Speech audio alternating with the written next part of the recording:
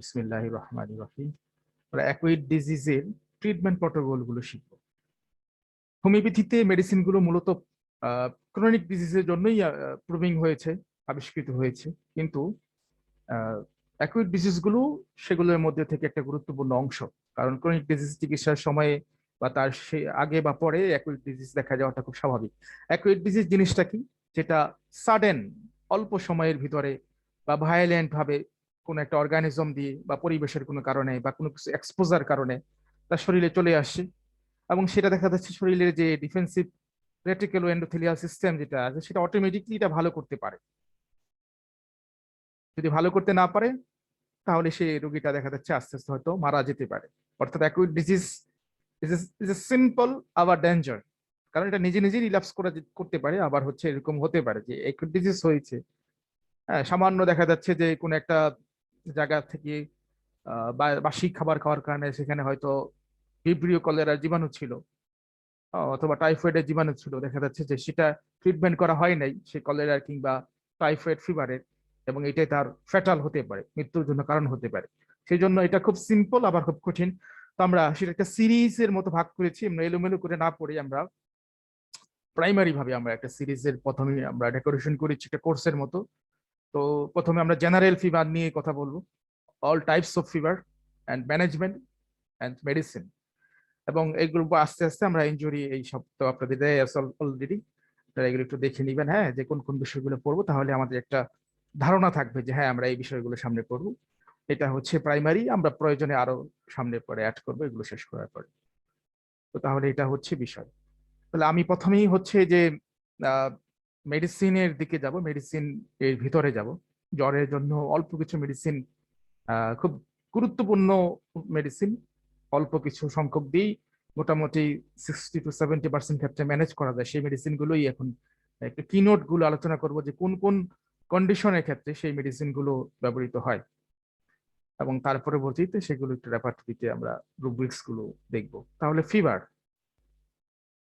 Fever বলতে আমরা definition বা ক্লাসিফিকেশন অনেক বড় একটা টপিকস হয়ে যাবে, সেই জন্য সেগুলো আমি কিছু নিয়ে আসিনি এখানে।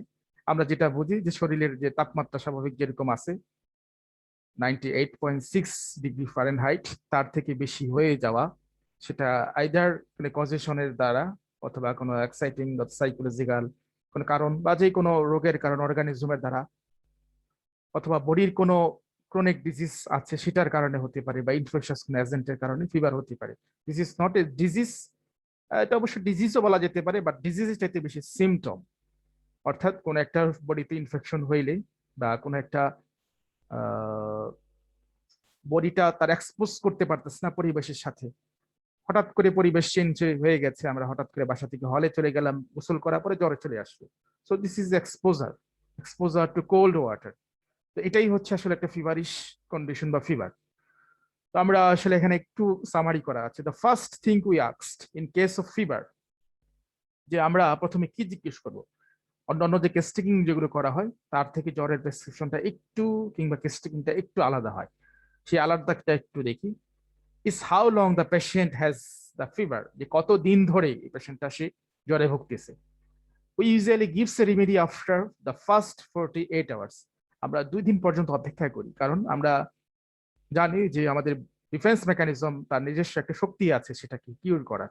তারপরেও যদি না হয় তাহলে হয়তো 48 ঘন্টার পরে করতে পারি। জ্বর আসছে এখনই বিকালেই ওষুধ খাওয়াটা ঠিক হবে না, বরং আমরা অন্যরকম ম্যানেজমেন্ট করতে পারি, যেগুলো ফুড দিয়ে সাপ্লিমেন্টারি যেগুলো আছে, in order to the observe the symptom of the organism. আমরা তার কজেশন কিছু থাকলে সেগুলোর উপরে আমরা পর্যবেক্ষণ করি, আমরা 48 ঘন্টা পরে বা 48 ঘন্টার ভিতরে আমরা তখন ভ্যাকসিনেশন করি।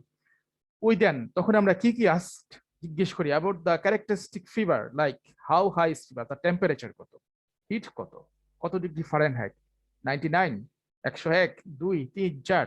সো এটার উপর নির্ভর করছে যে পেশেন্টের ট্রিটমেন্টটা প্রোটোকলটা কেমন হবে। ইফ ইট বিগান, এটা যদি শুরু হয়ে থাকে সাডেনলি, ইফ দেয়ার আর চিল, তখন যদি শীত শীত লাগে আমাদের, পার্সপিরেশন ঘাম হয়, পিরিয়ডিসিটি অর্থাৎ একটা সময় পর পর আসে।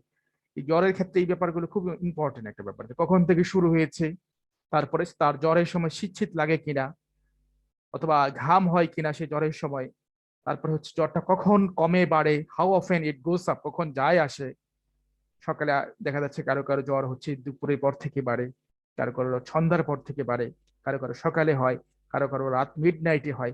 This is very important for the selection of medicine in homeopathy. Pain or debility, সেই সাথে কোনো নিউরালজিক পেইন অথবা body ache, muscle pain, cramping pain অথবা দুর্বলতা আছে কিনা, এই বিষয়গুলো গুরুত্বপূর্ণ। তাহলে আমরা বুঝতে পারলাম যে কেস্টিং করার সময় জ্বরের ক্ষেত্রে আমরা কজেশন ফাইন্ডিংস করব, চিল, পার্সপিরেশন, পিউরিসিটি, এই বিষয়গুলো আমরা দেখব। Fever with chills that continuous after the second day May indicate A severe condition. জ্বরের সাথে যদি শীত শীত ভাব থাকে এবং সেটা যদি 2 দিন পর্যন্ত থাকে, এরকমই চলতে থাকে, তখন এটা একটা সিভিয়ার কন্ডিশন, তখন এটা নির্দেশ করতেছে। Then we asked about the modalities, তখন আমরা জিজ্ঞেস করবো যে মোডালিটি, তার হ্রাস বৃদ্ধি কখন, কখন বাড়ছে, কখন কমতেছে, এই বিষয়টা। That is what makes the patient worse, এবং কখন রোগীটা খারাপ ফিল করছে, অ্যাগ্রাভেশন করছে, ওর্স খারাপ হচ্ছে। যেমন এখানে বলছে লাইট, হ্যাঁ, নয়েজ শব্দ হতে পারে, আনকভারিং হতে পারে, এখানে প্রত্যেকটি শব্দ অত্যন্ত গুরুত্বপূর্ণ শব্দ। Or better, warm drinks, open air etcetera, and about accompanied symptoms like headache, nausea, etc.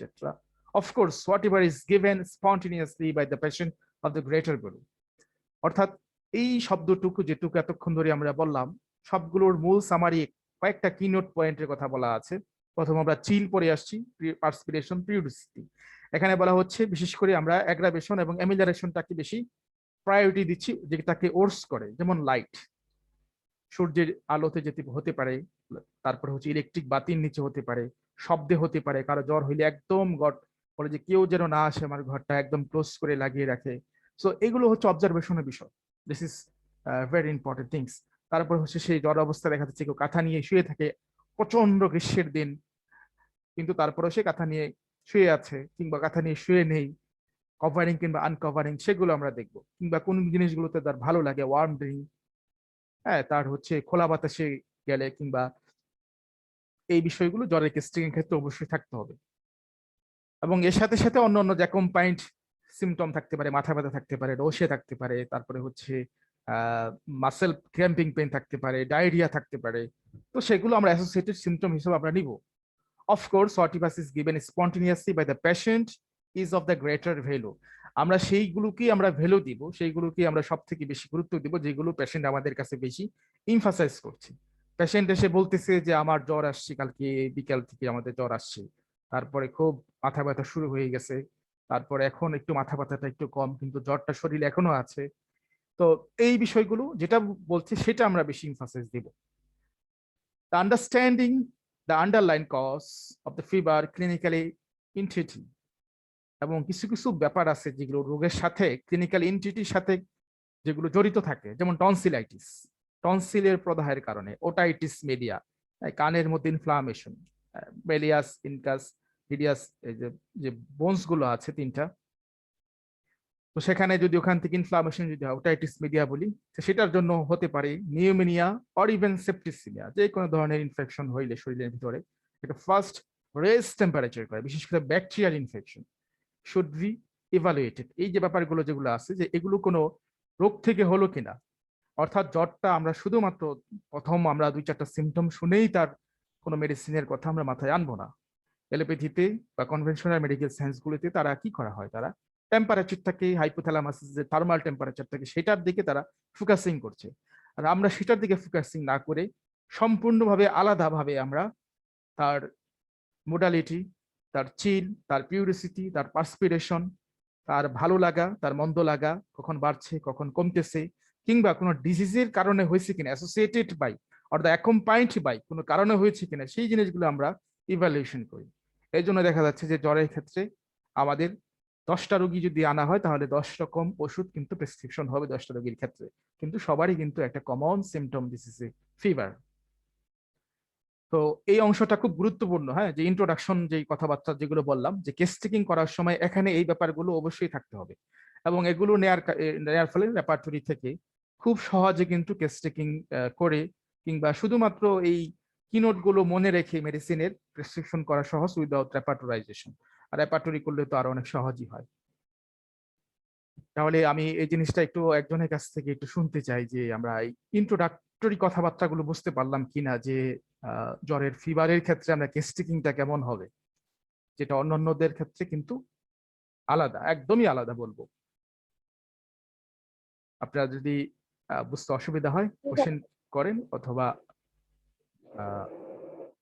না হইলে আমরা সামনে আগাতে পারি। আগাবো সামনে, নাকি কোনো প্রশ্ন আছে এই পর্যন্ত? বুঝতে পারছি ভাই পর্যন্ত। আচ্ছা, ঠিক আছে। ওকে, তাহলে আমরা সরাসরি আপনার মেডিসিনে চলে যাব। আমরা মেডিসিনের কি নোট গুলো এখানে নিয়ে আসছি, যে কোন কোন বিষয়গুলো আমরা থাকলে জ্বরের ক্ষেত্রে, শুধুমাত্র ফিভার কন্ডিশন, কিন্তু যেহেতু জ্বরের জন্য তো শুধুমাত্র প্রুভিং হয় না মেডিসিনটা, সেই জন্য অ্যাসোসিয়েটেড হিসেবে অন্যান্য সিমটম গুলোও চলে আসবে কিছুটা, এবং দেখা যাচ্ছে যে সেই সিমটম গুলো অন্যান্য ডিজিজের ক্ষেত্রে আমরা অ্যাপ্লাই করতে পারি।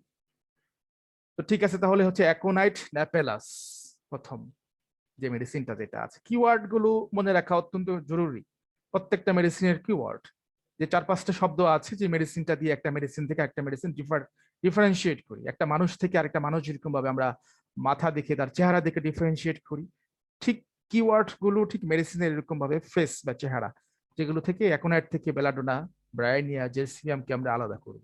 আর প্রথমে আমরা দেখতেছি যে আমরা অ্যাকোনাইটের কি sudden high fever after exposure to cold. এখানে দুইটা কথা আছে। সাডেন এন্ড ভায়োলেন্ট আমরা পড়ে আসি, যে হঠাৎ এবং আকস্মিকভাবে খুব হবে। স্বাভাবিক একটা মানুষ, একদম ভালো মানুষ, হ্যাঁ, চলাফেরা করছে, হঠাৎ করে তার 102 degree 103 degree Celsius, sorry Fahrenheit তাপমাত্রা হয়ে গেছে। সাডেন এবং অত্যন্ত বেড়ে গেছে, ভায়োলেন্ট হয়ে গেছে।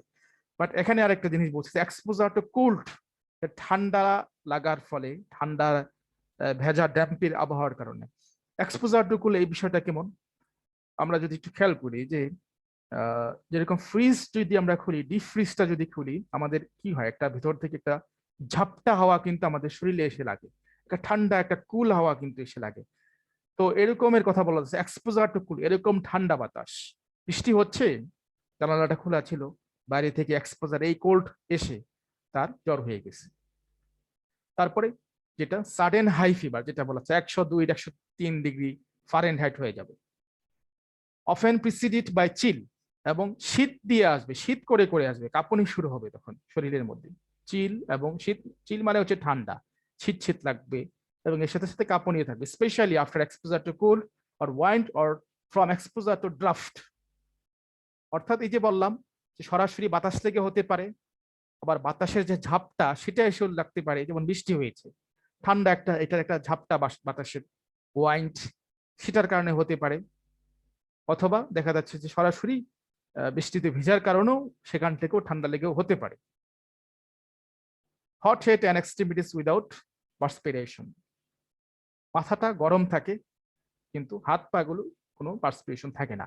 অর্থাৎ আমরা এখান থেকে ডিফারেন্সিয়েট করতে পারবো যে একটা গ্রুপ আছে যেটার মধ্যে পার্সপিরেশন হয়, ঘাম হয়, আর একটা গ্রুপ আছে পার্সপিরেশন হয় না। এখান থেকে মেডিসিন আমাদের ছোট হয়ে গেল, আমরা আরেকটু ছোট করতে পারি, থার্স্টলেস দিয়ে আরেকটু ছোট করতে পারি, কিছু চিলি আছে, কিছু চিলি লেস নাই, এই দুইটাকে ডিফারেন্সিয়েট করতে পারি। এইভাবে মেডিসিন, ব্যাপক বিশাল মেডিসিনের ভান্ডার থেকে আমরা ছোট ছোট করে নিয়ে আসতে পারি। তারপরে যেটা inflammatory condition, common cold, bronchitis, influenza etcetera, যে এই ব্রঙ্কাইটিস যদি থাকে, ব্রঙ্কাস যেটা থাকে সেটা যদি প্রদাহ হয়, কিংবা ইনফ্লুয়েঞ্জার কারণে, এই ইনফ্লুয়েঞ্জার ব্যাকটেরিয়ার কারণে যদি, ভাইরাস, সরি ইনফ্লুয়েঞ্জাটা ভাইরাস, এটার কারণে যদি কি হয়, জ্বর ঠান্ডা কাশি, এটাকে সিমটম প্রকাশ করে ইনফ্লুয়েঞ্জার, তো তখন এটা একটা ইনফ্লামেটরি কন্ডিশন হয়।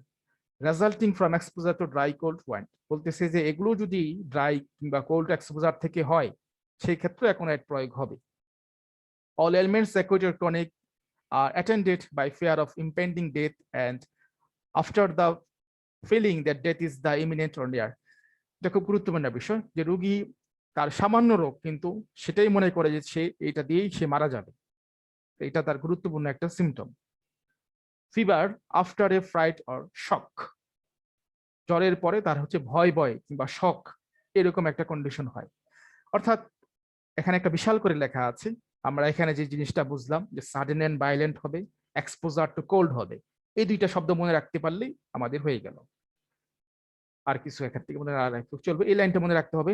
Hit comes on during sleep especially first sleep, যে প্রথম রাতে প্রথম যখন ঘুমায় তখন সেই সময়টা তার জ্বরটা বাড়ে। এটা তো সে বোঝে না, যখন তার বাচ্চা কোনো যদি শিশু থাকে তখন মা বলে যে যখন ঘুমায় তখন জ্বরটা বেড়ে যায়, তখন সেই সিমটমটা সে তার কাছ থেকে নেওয়া যেতে পারে।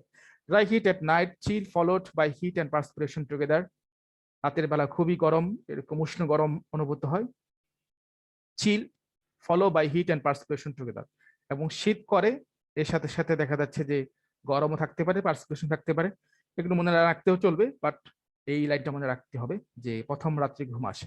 বাট এগুলো অবশ্যই মনে রাখতে হবে যে থার্স্ট কেমন, during heat but also during chill, যখন গরম থাকে শরীর তখনও পিপাসা থাকে, যখন ঠান্ডা লাগে তখনও দেখা যাচ্ছে যে পিপাসাটা থাকে, দুই ক্ষেত্রেই থাকে। Desire to uncover during fever, সেই শরীরে কাঁথা কিংবা সেই জিনিসগুলো রাখতে চায় না, গরম লাগে তার কাছে, হিট অনুভূত হয়। ফেসটা কনজেস্টেড পিঙ্ক কালার হয়ে যায়, notes important. One cheek red another pale during fever, chamomilla China রিমিক্সের মধ্যে আছে। Heat of the ears, redness of the ear, কান হচ্ছে গরম হয়ে যায়। Laryngitis, barking dry cough from exposure to cold, irritation of ear passes, aggravation নিউয়ার্নম।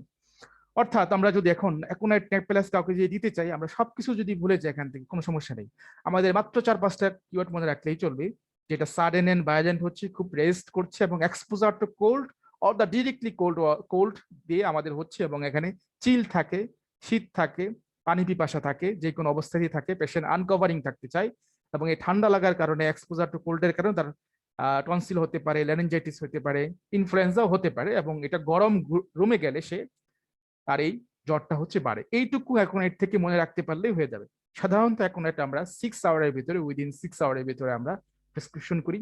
এরপরে প্রতি সময় এখন একটা সিমটম ক্লিয়ার কাট পাওয়া যায় না বিধায় করতে পারি না, বাট যদি থাকে তখনও যদি থাকে তখন আমরা করতে পারি অ্যাকোনাইট। এটার পোস্টোলজিটা কেমন হবে, ডোজ এন্ড পটেন্সি কেমন হবে, 30 পটেন্সি থেকে শুরু হতে পারে, 2-3 বার করে চলতে পারে according to the patient condition, 2 বারে চলতে পারে, 3 বারে চলতে পারে, এরকম 200, তারপরে 30-তে কিছুটা রিল্যাপস হলে 200 চলা যেতে পারে। অথবা আমরা যদি চাই এখানে 50 মিলিসিমাল M/2, LM/2, LM/3 সেগুলো আমরা ইউজ করতে পারি, বাট আমার সাজেস্ট থাকবে সেন্টিসিমাল স্কেলের যে ওষুধগুলো আছে সেটা হচ্ছে অ্যাকোনাইটের জন্য খুব কার্যকরী। এখন অ্যাকোনাইটটা বোঝা গেল, কি নোটগুলো বোঝা গেল যে অ্যাকোনাইট জি ভাইয়া। জ্বরের ক্ষেত্রে জি ভাইয়া। এইটুকু মনে রাখতে পারলেই জ্বরের ক্ষেত্রে হয়ে যাবে।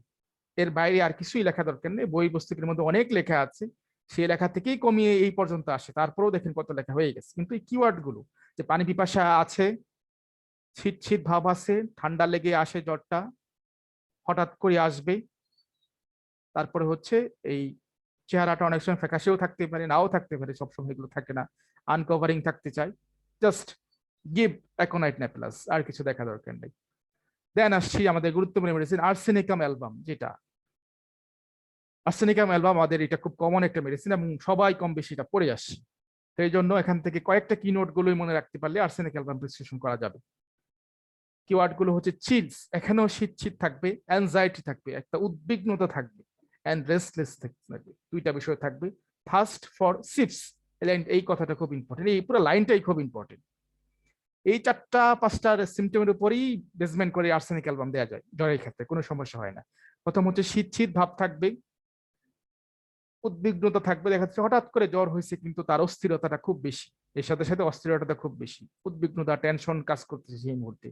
এবং সিপস মানে কি, আমরা যেরকম ভাবে দেখি যে আমরা বোতলের যে মুখ ক্যাপ যেটা আছে ছোট ছোট, এরকম অল্প অল্প করে একটু একটু একটু করে এই পানি খাবে, এটা খুব ইম্পর্টেন্ট। দেখা যাচ্ছে একটু পর পর গলাটা শুধু ভিজাচ্ছে, হ্যাঁ, থার্স্ট। এই 4টা মনে রাখতে পারলে হয়ে গেল। Anxiety and restlessness alternate to weakness, এর সাথে সাথে যেটা থাকে প্রস্ট্রেশন থাকে, মানে শারীরিক দুর্বলতা দেখা যাচ্ছে সেই মুহূর্তে। Hit of the face with coldness of the body, দেখা যাচ্ছে মুখটা দেখা যাচ্ছে খুব গরম, মাথাটা খুব গরম, এবং বডিটা হচ্ছে কি ঠান্ডা। এই জন্য সেই রোগীটা একটা অদ্ভুত একটা পিকুলিয়ার সিমটম, যেটা তার মাথাটা সেই ফ্রিজের ভিতরে ঢুকায় রাখতে চায়। দ্যাটস ফর ওয়াই যে মাথাটা খুব হিট, বলতেছে আমার মাথাটা এরকম, ফ্রিজের ভিতর তো আর ঢুকাইতে পারে না, এটা একটা মেটাফরিক্যাল শব্দ, বলতেছে সে তখন পানি চাই বেশি, ফ্যানের বাতাস চাই বেশি, ঠান্ডা চাই বেশি। হ্যাঁ, দেখা যাচ্ছে যে জানালার পাশে যে বসে থাকে, হ্যাঁ, একটু এরকম দমকা হাওয়া যেন তার শরীরে লাগে। This is important scenario. কোনো কোনো পেশেন্ট দেখা যাচ্ছে, জ্বরের পেশেন্ট দেখতে গেলাম, বা আসছে, সে কাচুমুচু হয়ে ঘরের এক কোণে বসে আছে। আবার কেউ দেখা যাচ্ছে বারান্দার মধ্যে জানালাটা খুলে বসে আছে, হ্যাঁ, ওখানে জানালার পর্দাটা সরিয়ে। So this is very important things. এগুলোর মাধ্যমে আসলে আমাদের এই যে বললাম আর্ট, যেটা হোমিওপ্যাথির একটা আর্ট আছে, এটাই হচ্ছে art. Chilliness before the fever, জ্বরের আগে হচ্ছে শীত ভাব, এগুলো হচ্ছে পড়ে নেবেন। Symptoms of the head ameliorated by cold, head is congested and hot, better open air but must remain covered in the neck. খুব পাওয়া যাচ্ছে না। Thirst for small sips at any phase of fever, যে কোনো সময় জ্বরে হচ্ছে এই একটু একটু করে পানি খেতে চায়। Despair recovery, fear of death even from a cold, মৃত্যু ভয় থাকে, আর্সেনিকের মধ্যেও থাকে, অ্যাকোনাটের মধ্যেও থাকে। But the different thing is আর্সেনিকের পেশেন্ট সে মৃত্যুর দিন ক্ষণ সে বলে দিবে, হ্যাঁ, যে এই সময় সে মারা যাবে। তখন সেই জন্য সে মনে করে যে মেডিসিন আর আমার খাওয়ার দরকার নেই, যা হওয়ার হবে। এরকম একটা সিমটম সবসময় পাওয়া যায় তাই না। Fastidious, wants everything in order and very clean, সব জিনিসে পরিষ্কার পরিচ্ছন্ন হতে চায়। Acute and chronic fevers in the severity. Periodicity is very important things, যে জ্বরটা কখন আসে। 12টা থেকে 1টা 2টা, এটা হতে পারে রাতেও হতে পারে, দুপুরের দিকেও হতে পারে। 12টা এখন 11:30টায় যদি আসে কোনো সমস্যা নাই, এটা বোঝাচ্ছে যে মিড নাইটের দিকে আসে। এটা যখন প্রুভিং করা হয়েছিল তখন তো একদম 12টা থেকে 1টা পর্যন্ত, সেই সময় প্রুভিং বিষয়টা তো এরকম না। অর্থাৎ it is the close to the mid night. তা আমাদেরকে এটা মেটাফরিক্যালি, এটা আমাদেরকে যেটা বলছি রুব্রিক্সের যে ব্যাখ্যাটা, সেটা নিতে হবে। তো মিড নাইটের দিকে আসে, 12টার দিকে হতে পারে, 2টার দিকে হতে পারে, 3টার দিকে হতে পারে, যে মিড নাইট। সেই সময় কনভালশন ডিউরিং চিল এগুলো থাকে না বেশি একটা। Headache before and during chill, excruciating coryza, headache, stitching pain in muscle, stomach or abdominal pain during heated chill, nausea during chill and after fever, urination, fingerness dull blue during the chill। এগুলো দেখে নিতে পারেন। Open air or cold air aggravation, amelioration, warm drinks, warm application except to head। অর্থাৎ এখান থেকে 4টা শব্দ আমরা পড়বো, জানবো, আর হচ্ছে যে সময়টা যে মোডালিটিটা আছে আমরা এটা দেখলেই চলবে। আর আর্সেনিক অ্যালবামের কিছুই লাগবে না। Chill, anxiety, restlessness, thirst for sip water কখন বাড়তেছে এই সময়টা আমরা দেখব। আর অন্য কিছু দেখার দরকার নেই। আর খুবই অস্থিরতা, সেটা তো বলা আছেই। এটা তো আর্সেনিক অ্যালবাম M/2 দেওয়াটা ভালো, যেহেতু এটা একটা পয়জনাস মেডিসিন, সেই জন্য এটা 50 মিলিসিমাল মেডিসিন দেওয়াটা ভালো। 30 দিলে যে ক্ষতি হবে তা না, বাট 50 মিলিসিমালটা দেওয়াটা নিরাপদ, তাতে ঘন ঘন দেওয়া যেতে পারে। 50 মিলিসিমাল ওষুধ 20-25 মিনিট, 30 মিনিট, আধা ঘন্টা, 1 ঘন্টা পরেও দেওয়া যায়, কিন্তু সেন্টিসিমাল স্কেলের ওষুধ এত ঘন ঘন কিন্তু দেওয়া যায় না। সেই জন্য আমি সাজেস্ট করবো আর্সেনিক অ্যালবাম 30 পটেন্সি চাইতে M/2 M/3, সেগুলো আমরা প্রথমে আমরা সাজেস্ট করতে পারি। 2বার 3বার 4বার অ্যাকর্ডিং টু পেশেন্ট কন্ডিশন আমরা দিতে পারি। আর একটা বিষয়, জ্বর কখন আমরা প্রেসক্রিপশনটা করব, যখন জ্বরটা কমে, রিল্যাপসিং স্টেজ। প্যারাক্সিজম আমরা একটা শব্দ জানি, প্যারাক্সিজম মানে 2টা রোগের বা 2টা সময়ের যে মধ্যবর্তী অবস্থা, প্যারাক্সিজম আমরা মেডিকেল কোর্সে দিয়ে দেখি। অর্থাৎ জ্বরটা কারো দেখা যাচ্ছে 10টায় বাড়ে, আবার দেখা যাচ্ছে যে 12টার দিকে কমে যায়। তো এই যে বাড়া কমার, এই যে আবার দেখা যাচ্ছে 3টার দিকে বাড়ে, তো এই বাড়া কমার যে মধ্যবর্তী অবস্থাটা রিল্যাপস হচ্ছে, এই মুহূর্তে আমরা মেডিসিনটা প্রেসক্রিপশন করবো ইন দা ফিভারিশ কন্ডিশন। যখন হাই হিট সেই সময় কিন্তু আমরা প্রেসক্রিপশন করবো না, তাতে কিন্তু তার জ্বর কিন্তু আরো বেড়ে যেতে পারে, তখন কিন্তু সিভিয়ার ভায়োলেন্ট অ্যাগ্রাভেশন করতে পারে। এটা খুব গুরুত্বপূর্ণ কথা। তারপরে চলে আসি বেলাডোনা, খুব ইম্পর্টেন্ট মেডিসিন আমাদের জ্বরের ক্ষেত্রে। রেড ফেস থাকবে, সাডেন ওয়ানসেট। এখন কালো মানুষ তার রেড ফেস হয়তো বোঝা নাও যেতে পারে, বাট এখানে যেটা থাকবে তার তীব্রতা এক্সট্রিম এক্সট্রিম থাকবে, খুব বেশি। বেলাডোনার জ্বর সাধারণত 102-3 ডিগ্রি ফারেনহাইট হয়।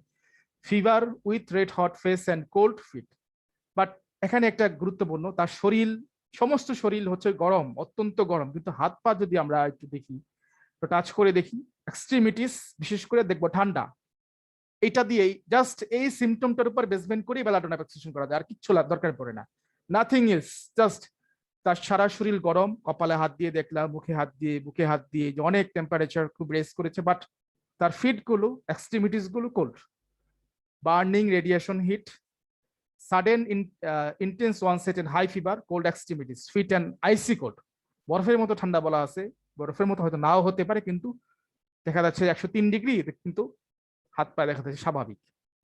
And red hot face, it affected part intense violent burning head, burning turning এগুলো থাকে না খুব। People markedly dilated during fever. People মানে কি, যে আমরা চোখের যে আমরা যে জিনিসটা দেখছি, যে একদম ভিতরে যে কালো অংশটা যেটা আছে, এটাকে আমরা বলি পিপিল। ওই অংশ ডাইলেটেড হয়ে থাকে অনেক সময় জ্বরের ক্ষেত্রে। Eyes looks bright glassy during fever, তখন চোখটা হয়তো একটু চকচক করে, এরকম একটা কন্ডিশন পাওয়া যাবে না। But this is very important things. Photophobia, বেলাডোনার রোগী যখন জ্বর হয়, মাথা ব্যথা হয়, তখন সে আলো সহ্য করতে পারে না, সরাসরি সে আলোর নিচে বসতে পারে না। দেখা যাচ্ছে যে রিডিং রুমে আছে, সে পড়াশোনা পড়তে বসে, যে সাইডটায় যে পাশটায় আলো নেই, লাইট নেই, বা সরাসরি এসে তার চোখে আলো লাগতেছে না, সেই পাশটায় গিয়ে সে বসে। কিংবা সে যখন চলাফেরা করে রাস্তায়, তখনও যাতে সরাসরি আলো না আসে, গাছের নিচ দিয়ে, বড় বিল্ডিং এর নিচ দিয়ে যায়। ফটোফোবিয়া, এটাকেই বলা হচ্ছে আলোর প্রতি সংবেদনশীলতা। তো এগুলো একটু ম্যাচ করে নিতে হবে সবসময়। এটা বই যখন প্রবীণ করা হয়েছে তখন একরকম ছিল, আমাদের সময় একরকম সিমটম নিয়ে আসবে। তখন এগুলোর সাথে এই যে দুইটার সাথে ইন্টার কমিউনিকেশন যেটা, সেটাই হচ্ছে আমাদেরকে করে নিতে হয়, যে ফটোফোবিয়া বলতে আসলে কি বোঝানো হয়েছে। এখন ফটোফোবিয়া এটা ব্যাখ্যা হতে পারে যে চুলার পার যেতে চাচ্ছে না, সেখানে গরম, সেটাও হতে পারে, ওখান থেকে গরমের একটা ব্যাপার থাকতে পারে, শুধু আলোরও আবার সরাসরি একটা ব্যাপার থাকতে পারে। তো বিভিন্ন রকম ব্যাখ্যা আসতে পারে। পালসিটিং হেডেক ডিউরিং ফিভার, পালসিটিং মানে কি, দপদপানি ব্যথা, এক জায়গা থেকে আরেক জায়গায় যায়, ব্রাস্টিং এর হেডেকের মতো অনেকটা, খুব মাথা ব্যথা প্রচন্ড। জ্বরের ক্ষেত্রে এটা একটা অন্যরকম সিমটম দেখা যাচ্ছে, যে মাথা ব্যথা যদি দেখা যায় জ্বরের ক্ষেত্রে, এবং হিট যদি খুব বেশি থাকে, ক্যারোটিড আর্টারি দিয়ে যদি ব্লাড ফ্লোটা বেশি হয় আমাদের, তখন জ্বরের ক্ষেত্রে সুপারফিশিয়াল ব্লাড ভেসেল থার্স্টলেস থাকবে না, এখানে পিপাসা থাকবে না। বেলাডোনার ক্ষেত্রে কোনো পিপাসা থাকবে না। Sweat on cover parts only, twisting face, throbbing, bursting headache, face flushes, স্টাবিয়াস during fever, fever convulsion, suppressed, এগুলো দেখে নিতে পারেন।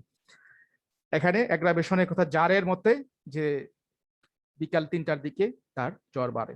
অর্থাৎ এখান থেকে আমরা বেলাডোনা প্রেসক্রিপশন করতে চাইলে প্রথমত তার হাই হিট থাকতে হবে, তার চোখ মুখ যদি এরকম লাল হয়ে থাকবে, হাত পা গুলো কি হবে, বরফের মতো ঠান্ডা বা এরকম ঠান্ডা মনে হবে, আলোতে যেতে পারবে না, আলোতে গেলে তার জ্বর কিংবা মাথা ব্যথা গুলো বাড়বে, এবং জ্বরের ক্ষেত্রে খুব মাথা ব্যথা, তার প্রচন্ড মাথা ব্যথা থাকবে, এবং পানি পিপাসা থাকবে না। এই 6টা ওয়ার্ড, এই 6টা ওয়ার্ড মনে রাখতে পারে বেলাডোনা আমরা দিব। বেলাডোনা সাধারণত আমরা 30 থেকে আমরা প্রেসক্রিপশন করতে পারি, 30, তারপরে হচ্ছে আস্তে আস্তে 200 যেতে পারি।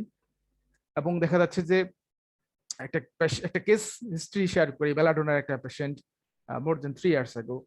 তো এই সিমটম গুলোর উপরই বেসমেন্ট করেই ওষুধ দেওয়া হয়েছিল, দিয়েছিলাম বেলাডোনা 30, দেওয়ার পরে 2-3 দিন পরে ভালো রেজাল্ট হয় নাই, আবার আসছে, this is symptom, the same symptom, কিছু বাড়েও নাই, তেমন কিছু কমেও নাই, হাই হিট, একই সব পজিশন। আবার দিলাম বেলাডোনা 200 পটেন্সি দিলাম, আবার 2-3 দিন পরে আসলো, তাও কমে নাই, ফিভার কমে নাই, বেলাডোনা ফিভার কমে নাই।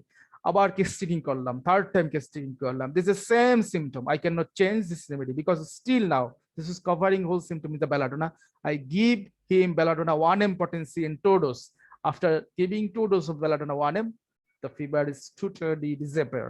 তো সেই জন্য দেখা যাচ্ছে যে অনেক সময় অস্থির হয়ে যাই আমরা, ওষুধ একটা দিলাম, খুব ভালো রেজাল্ট পেলাম না। হতে পারে এখানে আমার কোনো পোসোলজির ভুল হয়েছে, ডোজের ভুল হয়েছে, সেই জন্য সবসময় মেডিসিনে যে ভুল হবে বিষয়টা এমন না। এই জন্য ডোজ পটেন্সি খুব গুরুত্বপূর্ণ একটা বিষয়।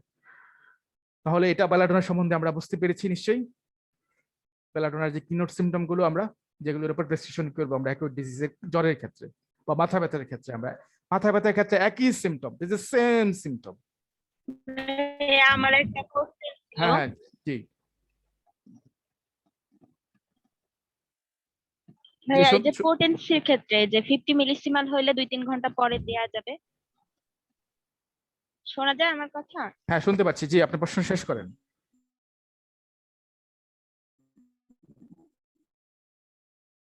আপনার কথা শুনতে পাচ্ছি না, আপনার কথা। হ্যাঁ, পর পর দেয়া যাবে, কিন্তু হচ্ছে দেখা যাচ্ছে জ্বর অনেক, তখন আমি প্রথম কথাটা মিস করছি, আবার এখনো বলেন। শোনা যায় না? শোনা যাচ্ছে, জি বলেন। মেডিসিনের পোটেন্সি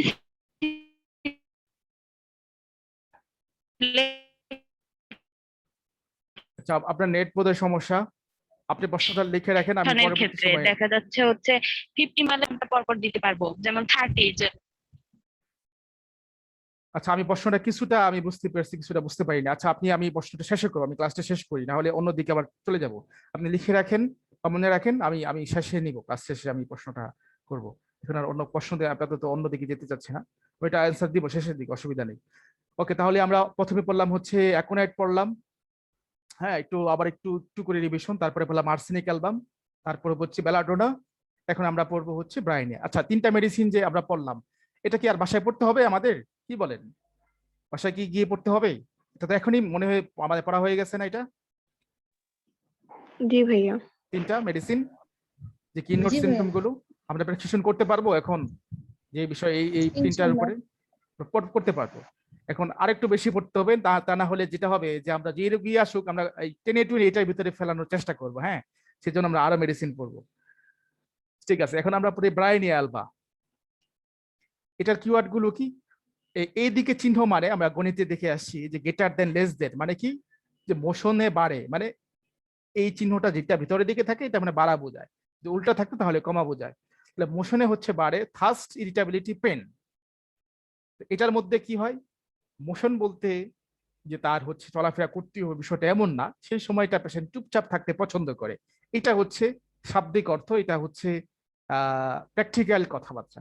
মোশন মানে এই না তার এখান থেকে ঢাকা যেতে হবে, এখান থেকে বাজার করতে যেতে হবে, নট নেসেসারি। সে ঘরের মধ্যে চুপচাপ বসে থাকবে, নাড়াচাড়া করতে তার ভালো লাগবে না, করতে পারবে না বিষয়টা এমন না, ভালো লাগবে না। থার্স্ট, পানি পিপাসা থাকবে। ইরিটেবিলিটি, একটা ব্রাইনিয়ার পেশেন্টের ক্ষেত্রে রাগ থাকবে, সেই সময়ের ক্ষেত্রে একটা বিষয় থাকবে, এবং পেইন থাকবে এবং ব্যথা থাকবে। ব্রাইনিয়া রোগের ক্ষেত্রে আমরা কনস্টিপেশনের জন্য আমরা ইউজ করি। তাদের কনস্টিপেশন, তাদের একটা নিউরোলজিক্যাল অন্যতম সমস্যা হচ্ছে ইরিটাবিলিটি। তাদের কোষ্ঠকাঠিন্য, ঠিক মতো বাওয়েল ক্লিয়ার হয় না, তাদের এই সিমটমটা অ্যাসোসিয়েটেড হিসেবে দেখা যায় ব্রাইনিয়ার ক্ষেত্রে। তাদের মেজাজ সবসময় একটা খিটখিটে হয়েই থাকে। তাই বলে আবার সবাই খিটখিটে মেজাজের রোগীকেই যে কনস্টিপেশন সেটা ভাবার কিন্তু কোনো সুযোগ নাই। Irritable and wants to be quiet and left alone.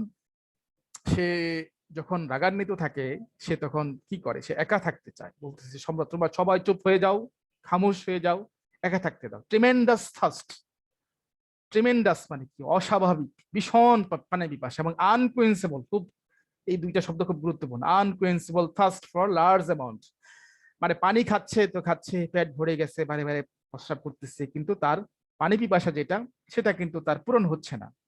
হ্যাঁ, প্রশমন হচ্ছে না, মানে পিয়াস মিটাচ্ছে না। হ্যাঁ, আনকুয়েন্সেবল থার্স্ট, অনেক পানি খাচ্ছে, কিন্তু ব্রাইনিয়ার আর্সেনিকের পার্থক্য যে এখানে পানিটা আর্সেনিক একটু পরপর সিপ সিপ করে খাই, অল্প একটু গলা ভিজা, আর এটা হচ্ছে সে যেহেতু শুয়ে থাকে, উঠা বসা করতে ভালো লাগে না, সেই জন্য যখন সে খায় তখন থেকে দেখা যাচ্ছে যে 2 গ্লাস খেয়ে ফেলে। নট নেসেসারি যে 2 গ্লাস খাইতেই হবে, কিন্তু পানি পিপাসাটা থাকে এখানে। Thirst for cold drink during chill, সেই সময় ঠান্ডা পানি সে খাওয়ার দিকে একটা ঝোঁক থাকে তার। এটাই হচ্ছে এখান থেকে মূল। চেস্ট পেন ডিউরিং চিল, স্টিচিং চেস্ট পেন, তখন একটা বুকে একটা ব্যথা হতে পারে, ফাংশনাল লেভেলের ব্যথা। এটা কিন্তু কোনো চেস্টের কোনো লাংয়ের সমস্যা, হার্টের সমস্যা সেগুলোর জন্য না, কিংবা হার্টের রিউমেটিজম হয়েছে সেটার জন্য না, এটা একটা ফাংশনাল লেভেল, সেই জন্য অ্যাসোসিয়েটেড হিসাবে একটা কনকমিটেন্ট সিমটম আসতে পারে। কনকমিটেন্ট সিমটম আমরা জানি, আমরা পড়বো যে সিমটম গুলো সরাসরি রোগের সাথে সম্পর্কিত না, কিন্তু রোগীর সাথে সম্পর্কিত। যেমন জ্বর আসছে, এই সময় তার চেস্টে পেন হওয়ার কথা না, কারণ দুইটার প্যাথোলজি, দুইটার হচ্ছে রোগের ধরনটা আলাদা, কিন্তু সেই সময় যদি দেখা যায় এটা হচ্ছে তখন কনকমিটেন্ট, যেটা সরাসরি রোগের সাথে সম্পর্কিত না, কিন্তু রোগীর সাথে সম্পর্কিত। This is called concomitant. Morning হোসেন আমরা একটু পড়বো সামনে। যদি চেস্ট পেইন থাকে সেই সময় চাপ ধরা ব্যথা, খিল ধরা ব্যথা, হ্যাঁ, এই যে বিভিন্ন ভাবে যে ভাষায় রোগী বলে কেন, পিন পিন ব্যথা, সেগুলো আমরা এখানে। asked to go home, delirium, feels not home, talks to business during delirium fever from the anxiety about the finance। এটা একটা মানসিক ক্ষেত্রে দেখা যায়, খুব কম পেশেন্টের ক্ষেত্রে হয়তো পাওয়া যায়।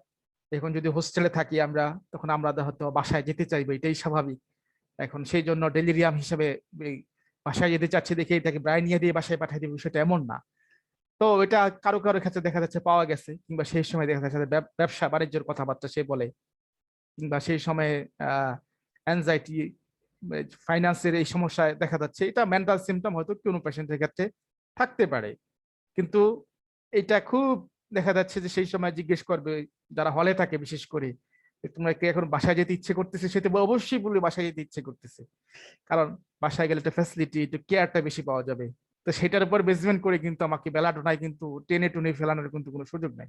সেই জন্য এই সিমটম গুলো পরে, আগে যে কালো বোল্ড করে দিয়েছি সেগুলো হচ্ছে আগে।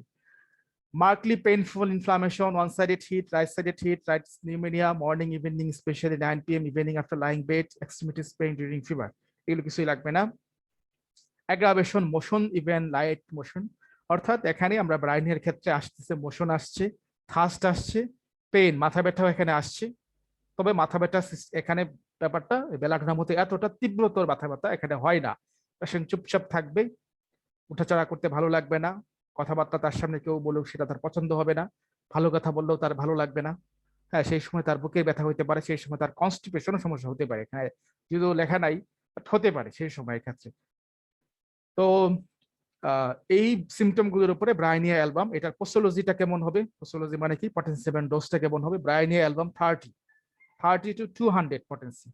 আরেকটা ক্ষেত্রে এখানে যেটা দিতে পারে সেটা এখানে লেখা হয় নাই, টাং সিমটম যা দিতে পারে, হোয়াইট কোটিং টাং, এই যে মিল্কি হোয়াইট কোটিং অথবা হোয়াইট কোটেড টাং এরকম যদি থাকে, হ্যাঁ, তখন হচ্ছে আমরা এই ব্রাইনি অ্যালবামটা দিব। এটা খুব সেফ একটা remedy for the children or the infant. যদি আমরা ইনফ্যান্ট যদি দিই, 1 বছরের নিচের বাচ্চাদেরকে ব্রাইনি অ্যালবাম এই জাস্ট কয়েকটা সিমটমের উপরে দেই, বা ছোটখাটো জাস্ট টাঙের সিমটম। এখন ছোট বাচ্চা যখন আসবে, 4 মাস বয়স, এরকম অনেক বেবি দেখি, বাচ্চা ইনফ্যান্ট, তখন সে তো আর ইরিটেবিলিটি, পেইন, থাস্ট এই সিমটম গুলো তো সে তখন দিতে পারে না।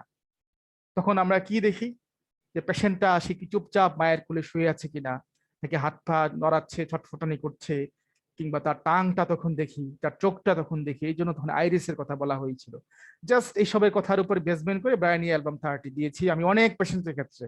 ব্রাইনি অ্যালবাম আমি কোনোটাই ফেল করছি বলে মনে হয় না, বা আমি এরকম রিপোর্ট কোনো পাইনি ব্রাইনি অ্যালবাম দিয়ে। তো আমরা, this is a good remedy for the fever and the cold or the coryza in the children or the infant.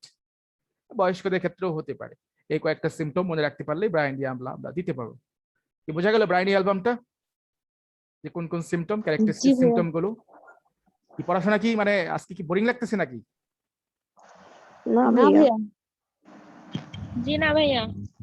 আচ্ছা ঠিক আছে, তাহলে আমরা সামনে আগাচ্ছি। তাহলে আমরা 4টা মেডিসিন আমরা পড়লাম, অ্যাকোনেট পড়লাম, আর্সেনিক পড়লাম, বেলাডোনা পড়লাম, ব্রাইনিয়া পড়লাম, 4টা মেডিসিন আমরা, খুব গুরুত্বপূর্ণ মেডিসিন হয়ে গেল। আমরা এখন নেক্সট দেখি ক্যামোমিলা। ক্যামোমিলা, হ্যাঁ, ক্যামোমিলার বাচ্চাটা কেমন হয়, একটু ফেয়ার হয়, হ্যাঁ, একটু সাধারণত দেখা যাচ্ছে একটু ফর্সা টাইপের হয় ক্যামোমিলার বাচ্চাগুলো, হয় একটু কিউট হয়। অনেক বাচ্চা আছে না, একটু গালের মধ্যে ধরে একটু মনে হয় একটু আদর করে দেই, একটু চিমটি দেই, ক্যামোমিলার বাচ্চাগুলো ঠিক এরকম হয়। কিন্তু আপনি যখনই গালটা ধরতে যাবেন তখনই সে মানে প্রচন্ড রাগ, অ্যাগ্রেসিভনেস দেখাবে। অর্থাৎ তখন সিনার বিষয়টা চলে আসবে। ক্যামোমিলা বাচ্চা এমন, কোলে উঠে থাকতে চায়, কিন্তু অপরিচিত মানুষের কোলে আবার সে কি যেতে সহজে চায় না। ক্যামোমিলার বাচ্চাগুলোই এরকম স্বভাবের হয়।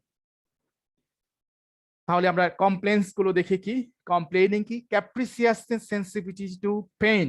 ক্যাপ্রিসিয়াসনেস বলতে এখানে যে অর্থটা দিয়ে, সেই অর্থটা দিয়ে আসলে এটা বোঝা যাবে না।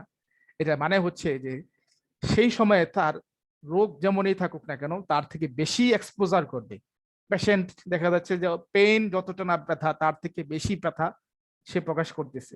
এই যে বিষয়টা, সেটাই হইতেছে কি ক্যামোমিলের একটা অন্যতম কিনোট সিমটম।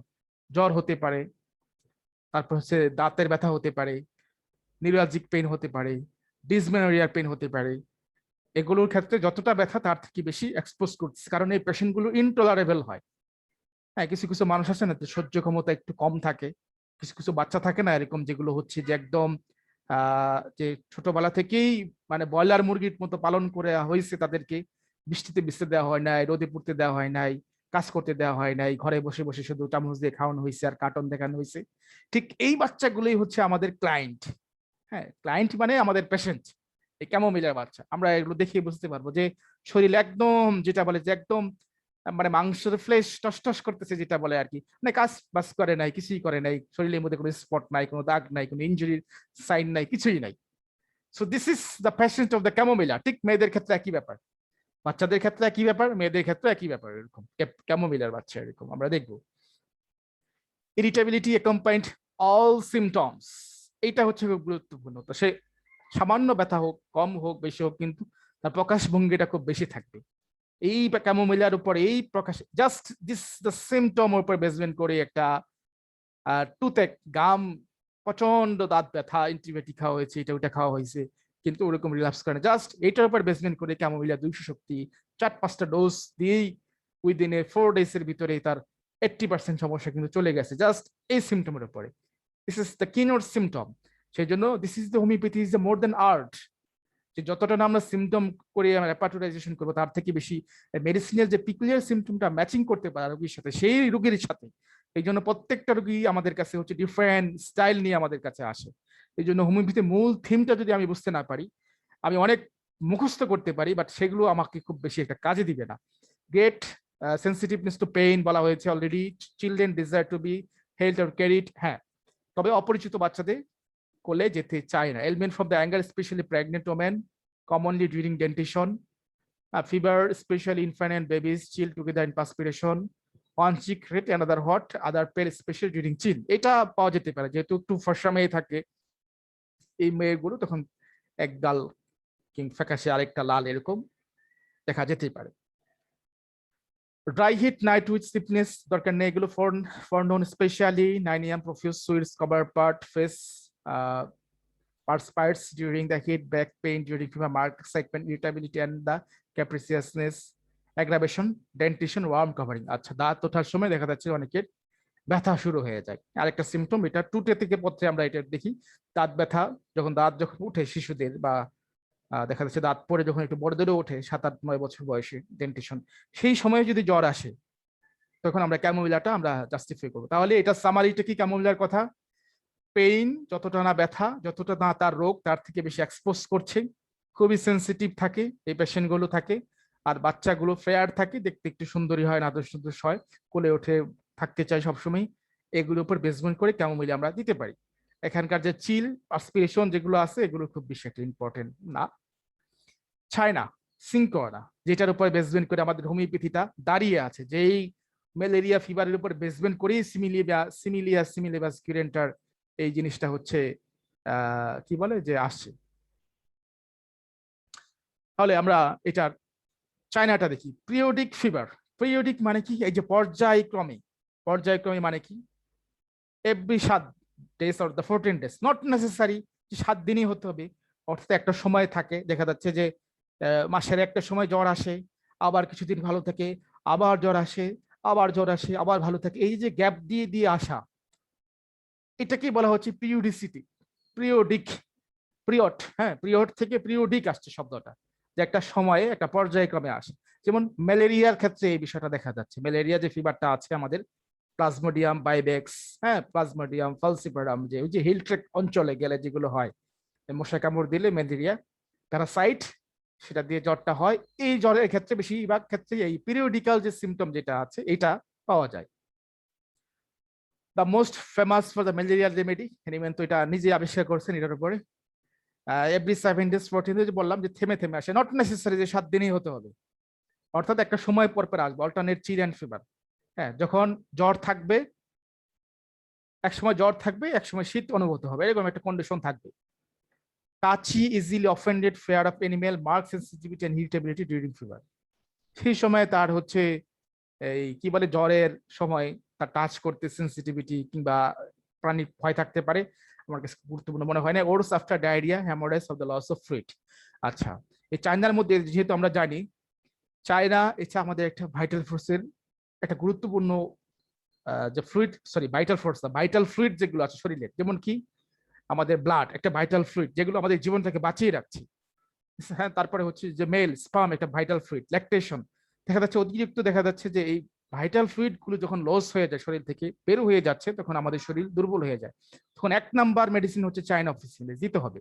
অতিরিক্ত ব্রেস্ট ফিডিং করার পরে জ্বর এসে পড়ছে, শরীর দুর্বল হয়ে গিয়েছে, this is a medicine for the China officinalis. অতিরিক্ত হ্যামোরেজ হয়েছে, ব্লিডিং হয়েছে, this is a medicine of the China অফিসিয়ালিস।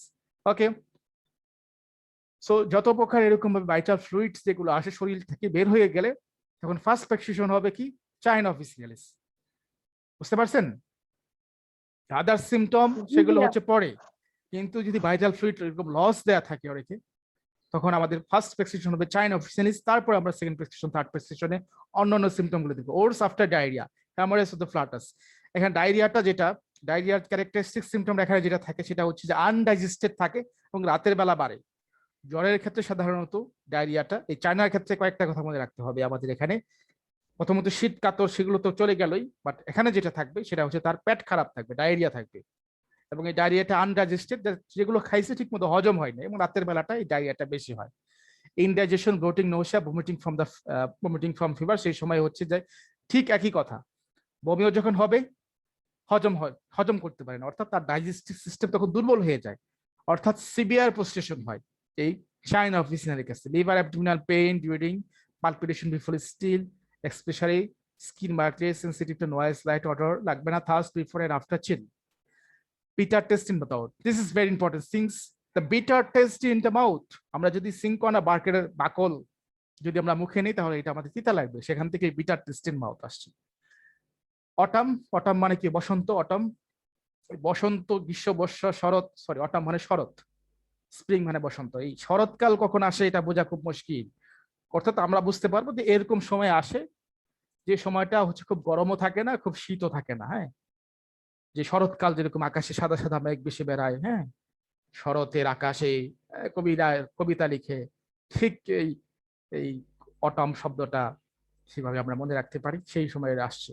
অর্থাৎ চায়না, শর্ট করে দিচ্ছি, একটা নির্দিষ্ট সময় পর পর আসবে, সকালে জ্বর আসে, আবার রাতে আসে, আবার একদিন ভালো থাকে, আবার জ্বর আসে, এইটাই হচ্ছে periodicity, not necessary 7 to 14 days। তারপরে হচ্ছে সেই সাথে থাকবে শারীরিক দুর্বলতা থাকবে, তার ডায়রিয়া থাকবে, এবং তার মুখে পিটার টেস্ট। এই চারটা কথা মনে থাকবে তো? এই চারটা কথা যদি মনে রাখতে পারি তাহলে আমাদের হয়ে যাবে মেডিসিন প্রেসক্রিপশন চায়না অফিসিয়ালিস। এটা ডোজটা কেমন হবে? ডোজটা হচ্ছে 30 পটেন্সি থেকে আমরা শুরু করব, একবার, দুইবার, তিনবার আমরা পটেন্সি আমরা দিব, রাইট? তাহলে চাইনা অফিসিয়ালিস দিয়ে আমরা একদম খুব কাঙ্ক্ষিত আমরা রেজাল্ট চলে আসবো। সবার ক্ষেত্রে দিতে পারি, বাচ্চা হতে পারে, শিশু হতে পারে, সবার ক্ষেত্রে চাইনা অফিসিয়ালিস দেওয়া যেতে পারে। এখন ম্যালেরিয়ার বোঝার তো কোনো সুযোগ নেই, ম্যালেরিয়া জ্বর। কারণ ম্যালেরিয়া জ্বর বোঝার জন্য তখন আমাদের সিরোলজিক্যাল টেস্ট করতে হবে, যদি এরকমটা হয় জ্বর কোনোভাবেই কমতেছে না, 7 দিন পর পর আসতেছে, ঠিক এরকম, বা 2-4 দিন ভালো থাকে, দেখা যাচ্ছে মাসে, বলতেছে যে মাসের বেশিরভাগ সময় তার জ্বর থাকে, তখন তো অবশ্যই আমাদেরকে একটু ইনভেস্টিগেশন করার ব্যাপার থাকে। আর যদি নাও করতে পারি, ইনভেস্টিগেশন করে ম্যালেরিয়া আসতো, তখন কি হবে? ম্যালেরিয়া আসলে সেই ওষুধগুলোই তো হবে, আরো ওষুধ আছে। এই জন্য হোমিওপ্যাথিতে ইনভেস্টিগেশনটা 40% গুরুত্বপূর্ণ, আর 60% গুরুত্বপূর্ণ হচ্ছে মেডিসিনটাকে বা অন্য বিষয়গুলো যেগুলো আছে। আমি এক্সাক্ট আমি এটা বুঝতে পারলাম যে হ্যাঁ, this is A malaria fever, this is A typhoid fever.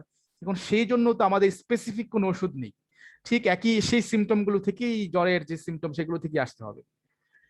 আচ্ছা, চায়না, চায়না গেলে ইপেট্রিয়াম পারফোরিয়েটাম। হ্যাঁ, আমরা টাইফয়েডের কথা বলতে বলতে চলে আসছি এখানে, জাস্ট বোনস ক্র্যাশড হয়ে গেছে। হ্যাঁ, শরীরের মনে হচ্ছে যে তার শরীরগুলো, এটা বলে যে আমার মনে হচ্ছে যে কে যেন, মানে কি বলা যেতে পারে, এটা শরীর যখন, মানে কি বলে অনেকে, হাড়গোড় ভেঙে গেলে যেরকমটা মনে হয়, ব্রেক বোন ডিজিজ যেটা বলে, ওরকমটা মনে হয় আর কি এই ইপেট্রিয়াম পারফিলিটামের ক্ষেত্রে। সেই সাথে আর কি থাকে?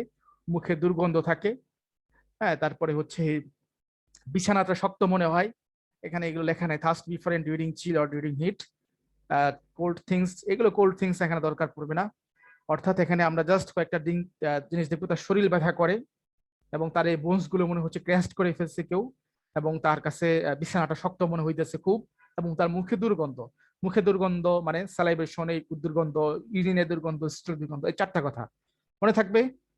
ইপেট্রিয়াম পারফোরিয়েটাম জাস্ট এটার উপর বেসমেন্ট করে 200 পটেন্সির দিকে শুরু করবে। ইপেট্রিয়াম 200 থেকে শুরু করাটা ভালো, 200 পটেন্সি থেকে শুরু করে। ফেরাম ফসফেরিকাম বায়োকেমিক ট্যাবলেট দেওয়া হয়, this is A feverish condition, কোনো মডালিটি নাই, কিছুই বুঝতেছি না, এর সাথে সাথে অ্যাকম্পাইন্ড বাই কোনো ফিভারের সাথে স্পেসিফিক কোনো কিছু নাই, তখন আমরা শুধুমাত্র ফেরামফস 6s12x এগুলো প্রেসক্রিপশন করতে পারি। যদি বায়োকেমিক ট্যাবলেট দিই, খাওয়ার পর একটু গরম পানি খেলে ভালো হয়।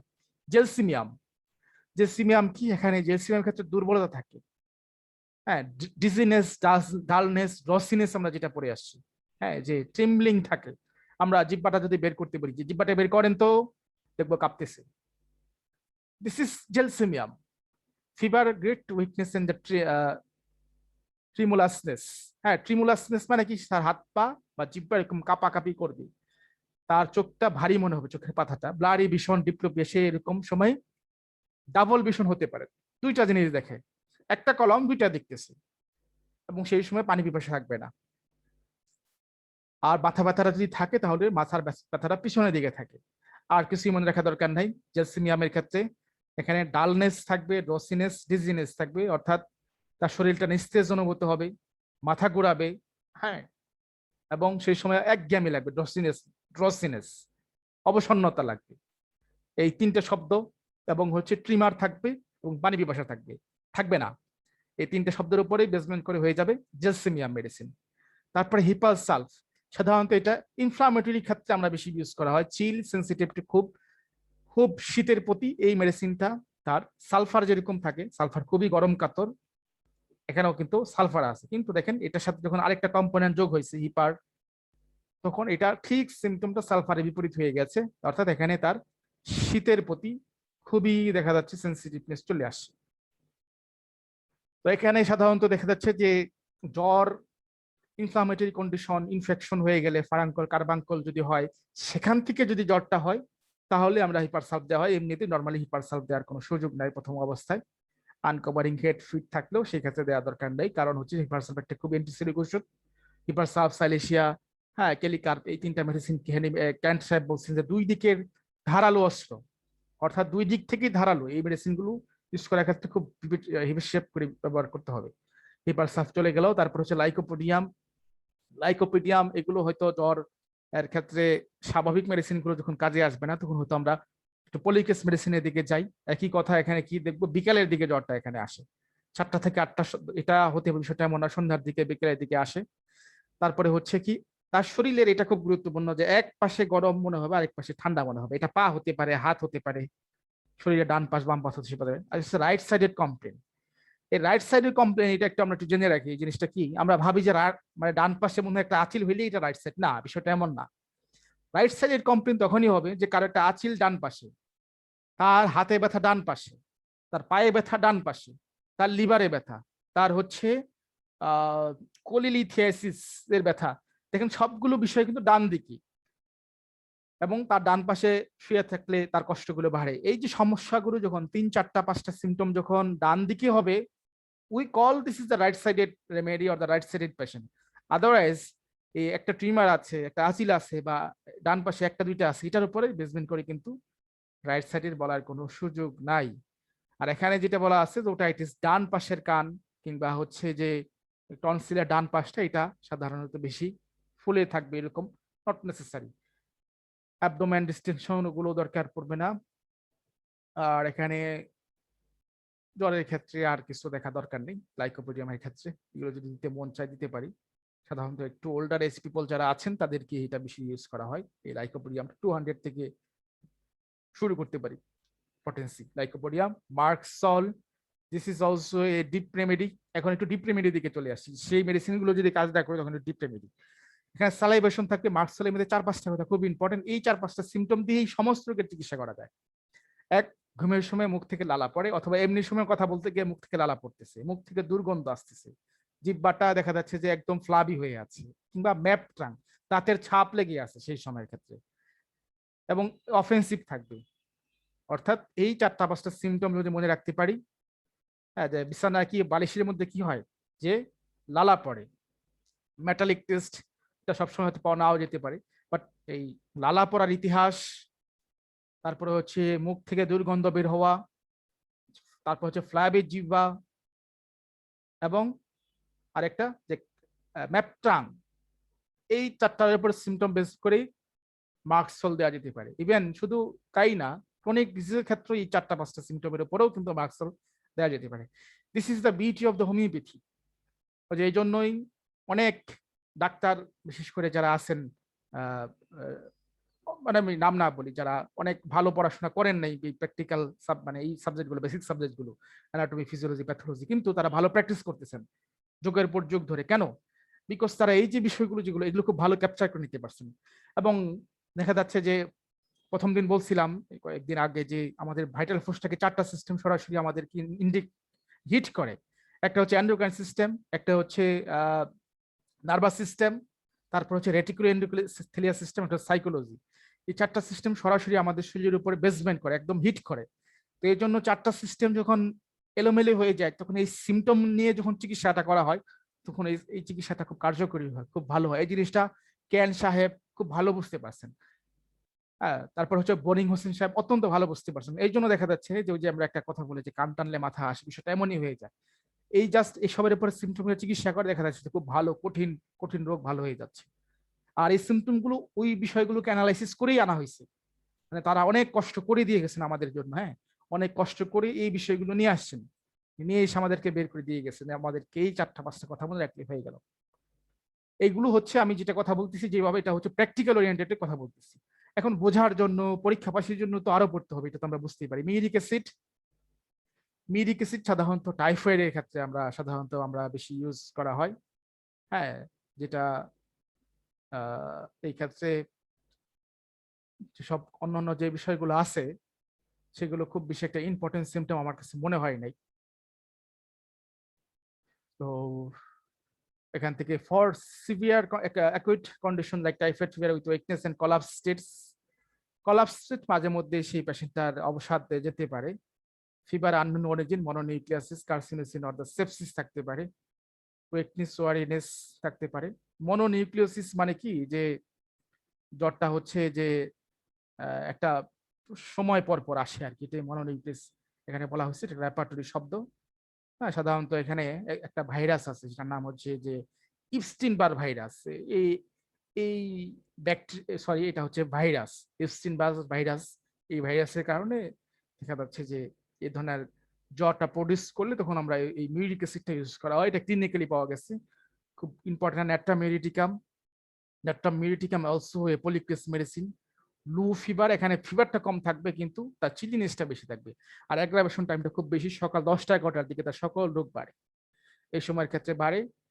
তারপরে হচ্ছে পিরিয়ডিসিটি, তো বললাম এখানে গুরুত্বপূর্ণ বিষয়। আর এখান থেকে মনে রাখার ব্যাপার হচ্ছে এই পেশেন্ট কি থাকে, পিপাসা থাকে, হ্যাঁ, এবং মাথা ব্যথা থাকে, স্পেশালি রাইট সাইডের মাথা ব্যথাটা বেশি থাকে। এগুলো মনে রাখতে পারলেই চলবে, এই 4টা-5টা সিমটমের উপরই। একটা মেডিটিকাম দেখা যাচ্ছে যে স্কুল গোয়িং গার্ল যদি এরকম হয়, সেই সময় তার স্কুল গোয়িং বলতে একটা 18-19 বছর 16 এরকম বয়সটাকে বোঝানো হইতেছে। তো এই পেশেন্টের ক্ষেত্রে এরকম তার কনস্টিটিউশন বডি যদি থাকে, এখন এই মেডিসিন গুলো আসছে কখন, যখন আমাদের অ্যাকোনিয়া, বেলাডোনা, ব্রায়োনিয়া, জেলসিমিয়াম, রাস্টক্স যখন কাজ করতেছে না, তখন আমরা এদিকে আসবেন। একটা মেডিটিকাম গেল। নাক্সবম এখানে যা আমরা বুঝি সেটাই, তবে নাক্সবম সাধারণত এমন হয় যে অনেক মেডিসিন খেয়ে এসছে, ইভেন নেলোপ্যাথি বা হোমিওপ্যাথি মেডিসিন খেয়ে আসছে, অনেক ওষুধ খেয়ে আসছে, হোমিওপ্যাথি ওষুধ খেয়ে অনেক সময় আসে, তখন ক্লিয়ার কাজ সিমটম আসতেছে না, তখন দেখা যাচ্ছে সালফার কিংবা নাক্সবম দেওয়া হয়। তারপরে হচ্ছে একটা ক্লিয়ার কাজ সিমটম আসে, এক্ষেত্রে চিলি ইরিটেবল আছে, এই ক্ষেত্রে নাক্সবমের ক্ষেত্রে দেওয়া যেতে পারে। অন্য সিমটম খুব গুরুত্বপূর্ণ মনে হয় নাই। ওপিয়ামের ক্ষেত্রে, হ্যাঁ, ওপিয়াম খুব গুরুত্বপূর্ণ, এটা বাচ্চাদের ক্ষেত্রে অনেক সময় দেওয়া হয়, যে এই কমার ক্ষেত্রে। Despite the fever he says there is nothing, এই যে এটা জ্বর, শরীর পুড়ে যাচ্ছে কিন্তু বলতেছে যে না আমার কোনো সমস্যা নেই, আমি খুব ভালো। এবং সেই সময় ওপিয়াম, জ্বর জ্বর যখন থাকবে তখন তার ঘুম চলে যাবে, ঘুম চোখ মানে কি বলে ঘুম, স্লিপলেসনেস, ইনসোমনিয়া চলে আসবে।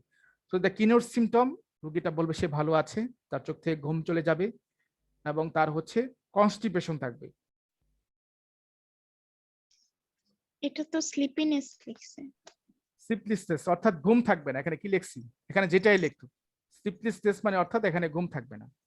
স্লিপিনেস সবসময় সে ঘুম ফিল করবে, বিষয়টা এমন না। ঘুম ফিল, এখানে হয়তো স্লিপলেসনেস হবে, হয়তো এটা ভুল লেখা হয়েছে। ওপিয়ামের ঘুম থাকে না চোখে, ঠিক আছে। এখানে যদিও স্লিপিনেস মানে ঘুম ঘুম ভাব, কিন্তু এই ওপিয়ামের পেশেন্টের ক্ষেত্রে ঘুম থাকে না। আরেকটা ব্যাখ্যা হতে পারে যে হয়তো জ্বরের ক্ষেত্রে ঘুম ঘুম ভাব থাকতে পারে, কিন্তু আমরা এটা নিব না, আমরা ওইটাই নেই যে ঘুম ঘুম ভাব থাকবে না, অর্থাৎ তার ইনসোমনিয়া দেখা দেবে। আমরা এটাই নেই, এটাই বেশি প্রায়োরিটি দেওয়া আছে। অনেক সময় দেখা যাচ্ছে পোলারিটি সিমটম বলে, যে একটা মেডিসিনের মধ্যে 2 রকম সিমটম এরকম দেখা যায়। যেমন দেখা যাচ্ছে যে থুজা অক্সিডেন্টালিস কাঁচা পেঁয়াজ খেতে পছন্দ করে, আবার পছন্দ করেও না, এরকম সিমটম অনেক সময় পাওয়া যায়। ন্যাট্রাম মিউরিটিকাম লবণ খাইতে পছন্দ করে, আবার অ্যাভারশন টু সল্ট ন্যাট্রাম মিউরিটিকাম আছে, অর্থাৎ এরকম হয়তো কারো পেশেন্টে পাওয়া গেছে। বাট বেসিক্যালি আমরা স্লিপিনেসটা না নেওয়ার চেষ্টা করি। ফসফরিক অ্যাসিড ঠিক, আবার এরকম কনস্টিটিউশন মেডিসিন, এটা আমরা সাধারণত ক্রনিক ডিজিজের ক্ষেত্রে আমরা বেশি দিয়েছি। একটা চায়নার মতো মেডিসিন ফসফরিক অ্যাসিডটা বা অ্যাসিড ফস, একই নাম। উইকনেস থাকে, জ্বর যদি থাকে সেই সময় আমাদের জুসি ফুড যদি খাইতে চাই এরকম, এটার উপরে তাহলে আমরা ফসফরিক অ্যাসিড দিতে পারি, যদি এরকম মনে হয় যে এরকম। পরবর্তী ফসফরাস, একই কাজটা, এখানে পানি পিপাসা থাকবে এবং সে কোম্পানি চাইবে, ডিজায়ার কোম্পানি, এটা হচ্ছে ফসফরাসের একটা গুরুত্বপূর্ণ সিমটম। ব্রাইনিয়া, তারা কোম্পানি চাইবে না, কিন্তু ফসফরাস বেলাডোনা কোম্পানি চাইবে না, এটা কোম্পানি চায়। এই ফিভার গুলো ইনফ্লামেটরি কন্ডিশন, অর্থাৎ এই যে আগে প্রথম পড়ে আসছিলাম যে অ্যাকম্পাইন্ড বাই যে অন্যান্য কারণের ক্ষেত্রে তখন আমরা ইউজ করা হয়। পালসিটির এটা গুরুত্বপূর্ণ, এটা জ্বরটা সাধারণত সন্ধ্যার দিকে আসে, রাতে 7টার দিকে আসে। পানি পিপাসা থাকে না, খোলা বাতাস পছন্দ করে, ওপেন এয়ারে গেলে তার ভালো লাগে, পানি পিপাসা থাকে না, এটা বলি ফেসিলিটি। আর এখান থেকে আর কিছু লাগবে না, এটাই দিতে পারবো। পাইরোজেনিয়াম ইনফেকশন ফিভার, ইনফেকশাস, অপারেশন হয়েছে তারপর থেকে তার শরীরে জ্বর উঠে গেছে, অনেক ফিভার, পায়োজেনিক যে ফিভার গুলো হয় 102-3 ডিগ্রি সেলসিয়াস যদি এরকম হয়। এবং সেই ক্ষেত্রে আরেকটা সিমটম দেখবো, পালসটা দেখবো খুব উঠানামা করতেছি, একবার 60 হয়, একবার 120 হয়, একবার 110 হয়, হ্যাঁ, বিট পার মিনিট। এটা আমরা জাস্ট দেখবো ডিসপ্রপোর্শনেট টু টেম্পারেচার, যখন টেম্পারেচার বাড়ে তখন পালস কমে, পালস বলে টেম্পারেচার কমে, এই দুইটা সিমটম দেখলেই আমরা দেখা যাচ্ছে আমরা এই পাইরোজেনিয়াম আমরা দিতে পারি। আর এখানে কিছু যেগুলো আছে সেই বিষয়গুলো, ওগুলো মার্ক অ্যাসোসিয়েটেড সিমটম, ওগুলো খুব বেশি লাগবে না। রাস্টক্স এটা গুরুত্বপূর্ণ medicine. Chilly, stiffness, pain, restlessness, warm, uncovering. আচ্ছা, আনকভারিং থাকলে বাড়ে, ওয়ার্মে গেলে কমে, এটার সাথে বেশি ইম্পর্টেন্ট তার অস্থিরতাটা বেশি থাকে। আর টাংটা ইম্পর্টেন্ট, এখানে পানি পিপাসাটা ইম্পর্টেন্ট। আর শরীর ব্যথা থাকে, এচিং পেন থাকে, একবার স্টিফনেস টেসনেস থাকে, এখানে ব্যথাটা থাকে। আর এখানে অন্যান্য বিষয়গুলো আর্টিকেরিয়া, ওগুলো অন্যান্য বিষয়ের ক্ষেত্রে আসে। অর্থাৎ রাস্টক্সিকোডেনড্রন যেটা আছে মেডিসিনটা দিতে চাইলে এখানে আমরা টাং সিমটম দেখি যে টিপ অফ দা টাং এটা হচ্ছে রেড থাকে, অস্থির থাকে পেশেন্টটা, তার হচ্ছে হাত পায়ে জয়েন্টে জয়েন্টে ব্যথা হতে পারে। তো এই এই 3-4টা সিমটম এটার উপরই বেসমেন্ট করে রাস্টক্স দেওয়া যেতে পারে, 30-100% দেওয়া যেতে পারে, আর অসুবিধা নেই। স্যাম্বুকাস, বার্কিং কফ, সাই সাই শব্দ যদি হয়, সেই সাথে যদি জ্বর থাকে এবং খুব ঘাম যদি থাকে স্যাম্বুকাস, তখন আমরা দেওয়া যেতে পারে সেই সময়। তারপরে হচ্ছে লাস্ট মেডিসিন টিউবারকুলার, যে টিউবারকুলার মেডিসিনটা কি, যে পিরিওডিসিটিক ফিভার, যে এক সময় ভালো থাকে এক সময় খাবার, এই যে পরিবর্তনশীল যদি থাকে এটা আসে। এই সাথে সিমটম দেখবো কি, রাতের বেলায় ঘাম হয় আর শিশুরা দাঁত কর্মর করতেছে, অত্যন্ত ঘাম হয় রাতের বেলা এবং তাকে জামা চেঞ্জ করতে হয়। এটার উপর বেসমেন্ট করেই আমরা এই টিউবারকুলিনাম মেডিসিনটা দিতে পারবো।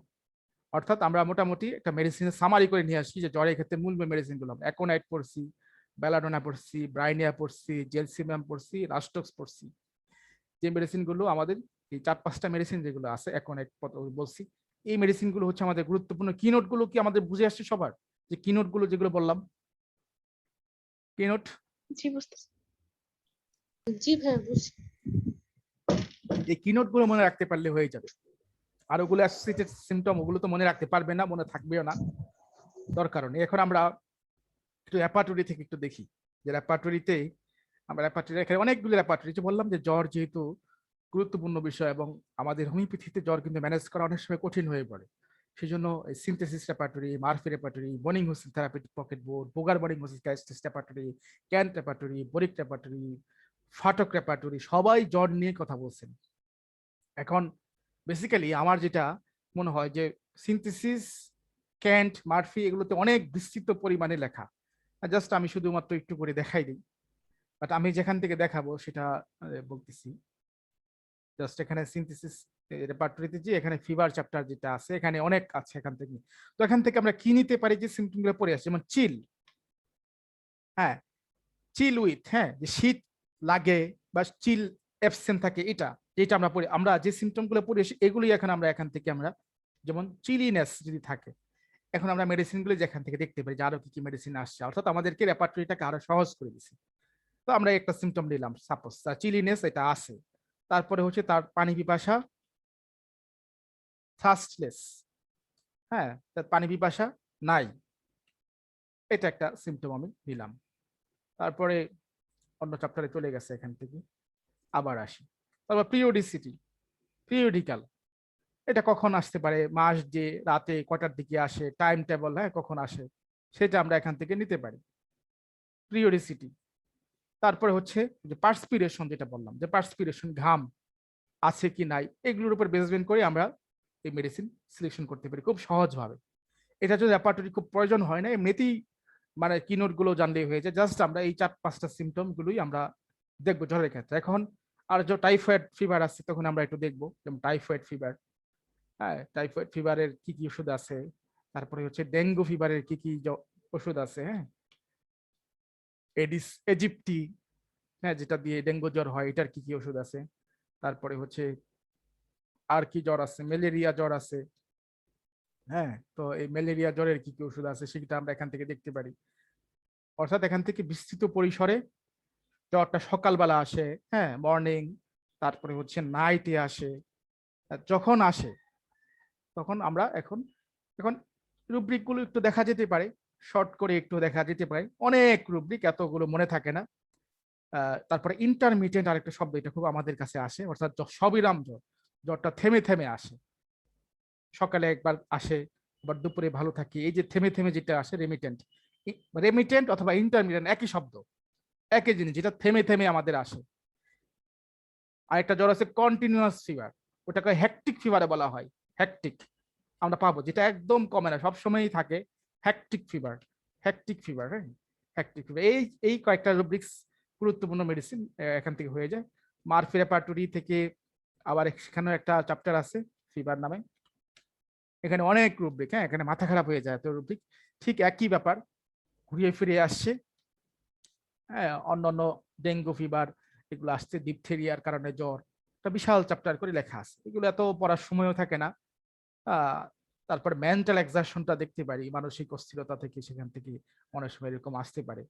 তো যাই আসুক না কেন, এই রেপার্টরি থেকে একটু জানার জন্য জাস্ট করতে পারি, কিন্তু এই রেপার্টরি গুলো এত মনে রাখা যায় না। তো যেটা পরবর্তী রেপার্টরি, যেটা আমার কাছে যেটা মনে হয় যে এই সিনথেসিস মারফিতে গেল Boenninghausen therapeutic pocket book, এটা আমার অত্যন্ত গুরুত্বপূর্ণ একটা মনে হইতেছে, যে Boenninghausen therapeutic pocket book. Boenninghausen সাহেব রেপার্টরি আমাদের কাছে দিয়ে গেছেন। হ্যানিম্যান সাহেব কোন রেপার্টরি ধারণা দিয়ে গেছেন কিন্তু প্রকাশিত করে যেতে পারেননি, কিন্তু বনিং হোসেন সর্বপ্রথম আমাদের রেপার্টরি আমাদের পরিচিত করেছেন, যেটা রেপার্টরি অফ দ্য অ্যান্টিসোরিক একটা মেডিসিন প্রথমে বের করলেন, তারপর repertory of the non antipsoric, তারপরে এই কম্বাইন্ড করে যে বইটা তৈরি করছেন সেটা হচ্ছে থেরাপিউটিক পকেট বুক। এটা ক্যান্ট রেপার্টরি আসার আগ পর্যন্ত, অর্থাৎ 1897 সালের আগ পর্যন্ত এই বনিং হোসেন রেপার্টরি এটা সবাই ইউজ করতো তখন, মানে এত জনপ্রিয় ছিল সেই সময়। ইভেন হ্যানিম্যান নিজেও এই রেপার্টরিটা ইউজ করতেন, এই বনিং হোসেন রেপার্টরিটা, এবং এটা প্রিফেস যে ইন্ডেক্সটা এটা হ্যানিম্যান নিজে লিখে দিয়ে গেছেন। তাহলে এত গুণগান গেলাম, আসলে কি লেখা আছে আমরা একটু দেখি। এই রেপার্টরিটা সুবিধা হচ্ছে কি, এটার ক্ষেত্রে খুব সিমটম গুলো খুব কম, অর্থাৎ এখানে খুব 7টা চ্যাপ্টার, দেখি মাত্র অল্প চ্যাপ্টার।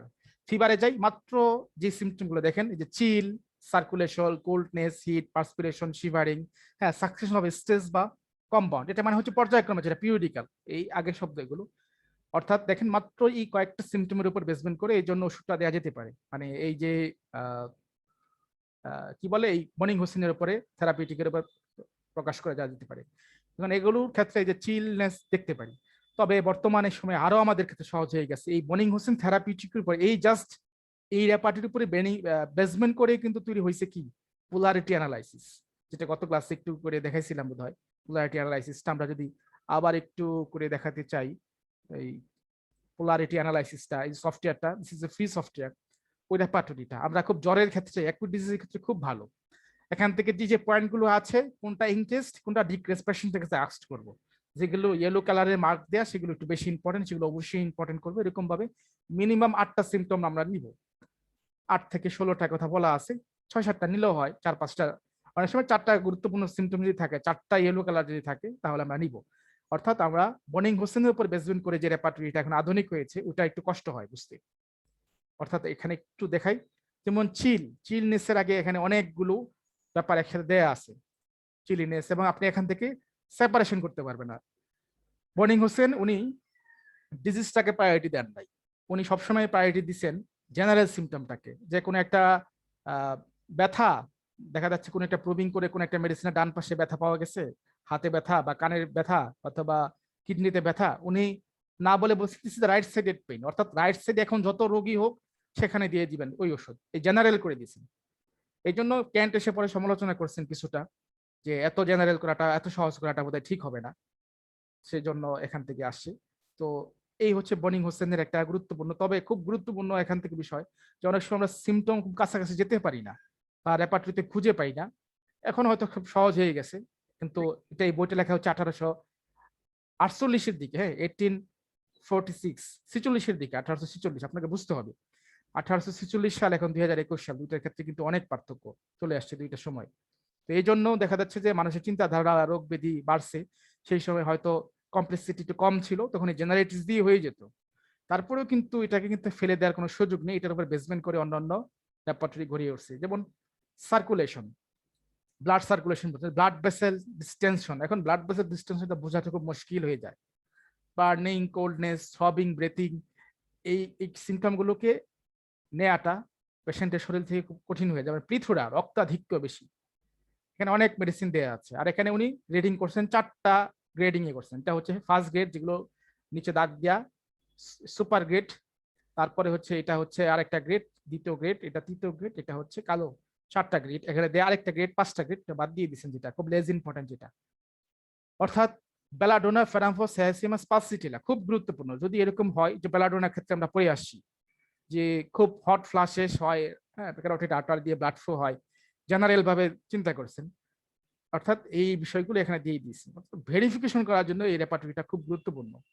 তারপরে হচ্ছে এখান থেকে কোল্ডনেস, কোল্ডনেস ইন জেনারেল, অথবা কোনো সিঙ্গেল পার্ট, যারা এক্ষেত্রে শুধুমাত্র কোনো হাতে বা পায়ে কোনো একটা জায়গায় আছে, তখন আমরা এই যে বোল্ট যে মেডিসিন গুলো আছে, ক্যালাডিয়াম, কোস্টিকাম, হিপিকাক, এগুলো তখন পায়ে দিতে পারি। এই জন্য এই চ্যাপ্টারটা খুব গুরুত্বপূর্ণ, যেখানে কম মেডিসিন দেওয়া আছে, কিংবা এখানে গ্রেডিংটা খুব ভালো করে দেওয়া। তারপর শিভারিং, শিভারিং এর পার্সপিরেশন একটু দেখে আসি, এখানে অনেকগুলো আছে।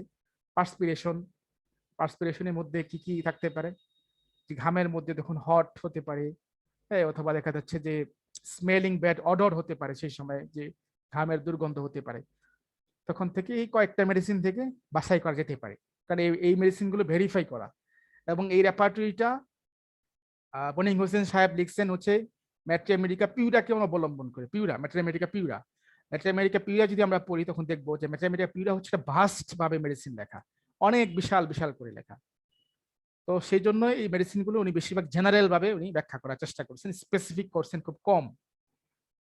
এটাই হচ্ছে বনিং হোসেন। তাহলে আমরা এই বনিং হোসেনটা এখান থেকে না দেখে বরং আমরা যেটা করতে পারি সেটা হচ্ছে যে আমরা থেরাপিউটিক পকেট বুকের যে আধুনিক ভার্সন যেটা আছে, পোলারিটি অ্যানালাইসিস যেটা আছে, আমরা এখান থেকে আমরা নিব। যেমন এয়ার ওয়েদার টেম্পারেচার র্যাপিং, যে খোলা বাতাসে গেলে কিংবা টেম্পারেচার কিংবা আবদ্ধ হয়ে থাকলে, র্যাপিং মানে কি, কাপড় দিয়ে মোড়ানো থাকলে এই সিমটম গুলোর কথা বলা আছে।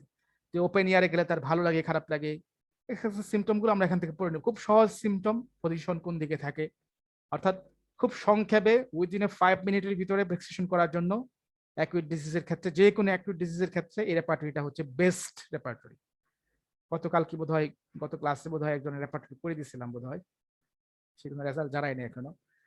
তো এই হচ্ছে পোলারিটি অ্যানালাইসিস। এই রেপার্টরিটা কি দেখাতে হবে? এটা গত ক্লাসে একবার দেখেছিলাম, যদি বলেন দেখাবো, না আদারওয়াইজ দেখাবো না। যদি মনে করেন যে রেপার্টরিটা দেখানো দরকার, এটা পোলারিটি অ্যানালাইসিস। হ্যালো, জি ভাইয়া একটু দেখান, আমি গত ক্লাসে ছিলাম। আচ্ছা ঠিক আছে। আপনাদের কি মনোযোগ আছে নাকি সবাই অধৈর্য হয়ে গেছেন? একটু বড় হবে ক্লাসটা, না বলছিলাম ভাইয়া, শুনতেছি ভাইয়া আছে। শুনতেছি। একটু বড় হয়ে যাবে। হ্যাঁ, একটু কারণ হচ্ছে যে একটু কঠিন করে পড়লে কি হয় যে আপনি সহজ হয়ে যাবে, বলে না যে কঠিন না ভাইয়া, শুনতে ভালো লাগতেছে। কঠিন প্রশিক্ষণ সহজ যুদ্ধ একটা কথা বলে, এত কিছু হয়তো লাগবেই না কখনো, কিন্তু আমি আপনাদের একটা ভাস্ট জিনিসটা আপনাদেরকে আমি দিয়ে দিলাম। এখন আপনার যে অংশটা দরকার, না আমি একদম A to Z আলোচনা করার চেষ্টা করছি, যে ফিভার নিয়ে যা আছে, নারী নক্ষত্র সহ। ঠিক আছে, তাহলে আমরা ফিভারের পেশেন্ট আসলো, জ্বরের পেশেন্ট আসলো, ডায়রিয়ার পেশেন্ট আসলো, হোয়াট এভার অ্যাকুট ডিজিজ, যে কোনো অ্যাকুট ডিজিজ নিয়ে আসলো, কি ডিজিজ নিয়ে আসলো সেটা বড় কথা না। আপনাকে এই রেপার্টরি ইউজ করার আগে তখন এটা মাথায় নিতে হবে, সে কি রোগ নিয়ে আসলো, এই রোগটাকে ফেলে দিতে হবে। ফেলে দিতে হবে বলতে মানে রোগটাকে ফেলে দিলে তো আর সিমটম কালেকশন করতে পারবেন না। সিমটম আপনি নিবেন, রোগীর কাছ থেকে নিবেন, নেয়ার পরে আপনি এইগুলো দিয়ে ভেরিফাই করবেন। এখন আপনি এমন একটা সিমটম রোগী বললো যেটা এখানে নাই, সেটা দিয়ে তোমার লাভ হচ্ছে না। যেমন ওপেন ইয়ারে গেলে তার ভালো লাগে কিনা, বললে হ্যাঁ ভালো লাগে, নিলাম। তারপর room, if only if change during illness. এখানে রুমে গেলে তার কি ভালো লাগে বা খারাপ লাগে, আমি ধরলাম রুমে গেলে তার হচ্ছে অ্যাগ্রাভেশন হয়। তারপরে যেগুলো অন্য না আছে এগুলো পাওয়া গেলে নিবো, না হলে নেই। বাট হলুদ গুলো যেগুলো আছে ইয়েলো কালার, এটা খুব গুরুত্বপূর্ণ, এগুলো হচ্ছে পোলারিটি সিমটম। এটাই হচ্ছে যে এই বনিং হোসেনের রেপার্টরির যে মূল যে সিমটম গুলো। কোল্ড ইন জেনারেল, যে তার ঠান্ডা লাগে কিনা, মানে জ্বরের সময় হোক, ঠান্ডার সময় হোক, মাথা ব্যথার সময় হোক, ঠান্ডা লাগে কিনা সেটা আমরা নিব। কিংবা আনকভারিং থাকতে তার ভালো লাগে কিনা, আমরা অনেক মেডিসিনে দেখলাম যে আনকভারিং থাকতে আমাদের কি ভালো লাগে, তখন আমরা ইমপ্রুভমেন্ট নিব। তারপরে পজিশন, তার কোন পজিশন হয়ে থাকতে পছন্দ করে, সে শুয়ে থাকতে পছন্দ করে, বসে থাকতে পছন্দ করে, হ্যাঁ, তারপরে হচ্ছে কোন সাইড হয়ে থাকতে পছন্দ করে বা দাঁড়িয়ে থাকতে পছন্দ করে। ঠিক আমরা সাপোজ সে বসে থাকতে পছন্দ করে বা বসে থাকতে তার সমস্যাগুলো হচ্ছে কমে, ইমপ্রুভমেন্ট হয়, আমাকে এখানে দিয়ে দিছে, আমি জাস্ট শুধুমাত্র ক্লিক করব। তারপরে আরো নিচে নাকি মুভমেন্ট করলে তার কি বাড়ে, হ্যাঁ, কিছু কিছু মেডিসিনে দেখলাম মুভমেন্ট করলে তার বাড়ে, নিলাম এখান থেকে। তারপরে হচ্ছে ফিজিক্যাল ইফোর্ট, শারীরিক কাজকর্ম করলে বাড়তে পারে, যদি থাকে নিব। অর্থাৎ যেটা যেটা থাকে আমি এখান থেকে জিজ্ঞেস করে নেব রোগীর কাছ থেকে, পার্সপিরেশন কেমন, হ্যাঁ সরি পারসেপশন কেমন। অর্থাৎ ওই যে বললাম বেলাটোনের মধ্যে ছিল লাইটে গেলে বাড়ে, এখন তার যদি বাড়ে তাহলে নিব, না হলে নিব না। এরকম ভাবে আমরা হেড কিংবা ইটিং যেটা আছে, অর্থাৎ সবগুলোই আমরা কিছু কিছু এখান থেকে নেওয়ার চেষ্টা করবো, সবগুলো সেকশন থেকেই, যে তার ফুড যেগুলো আছে, স্পেশালি ইয়েলো কালার যেগুলো আছে সেইটা। ব্রিথিং আছে এখানে, ইন্সপাইরেশন, শ্বাস নেওয়ার সময় বাড়ে কিংবা কমে কিনা সেই সময় যদি থাকে, যেমন ব্রেথিং আউট, সে যখন শ্বাসটা ছাড়ে, এক্সপাইরেশন মানে এক্সিট মানে বাহির করে, তখন হচ্ছে তার এইটা সমস্যা বাড়ে। এখন কি সমস্যা বাড়ে সেটা আমার জানা দরকার নেই, তার সমস্যা বাড়ে, সে যেটাই একটা বলছে যে আমার এটা বাড়ে, মাথা ব্যথা বাড়ে, এটা বাড়ে, সেটা বাড়ে, আমি বাড়ছে বাস আমি এইটুকুই নিব।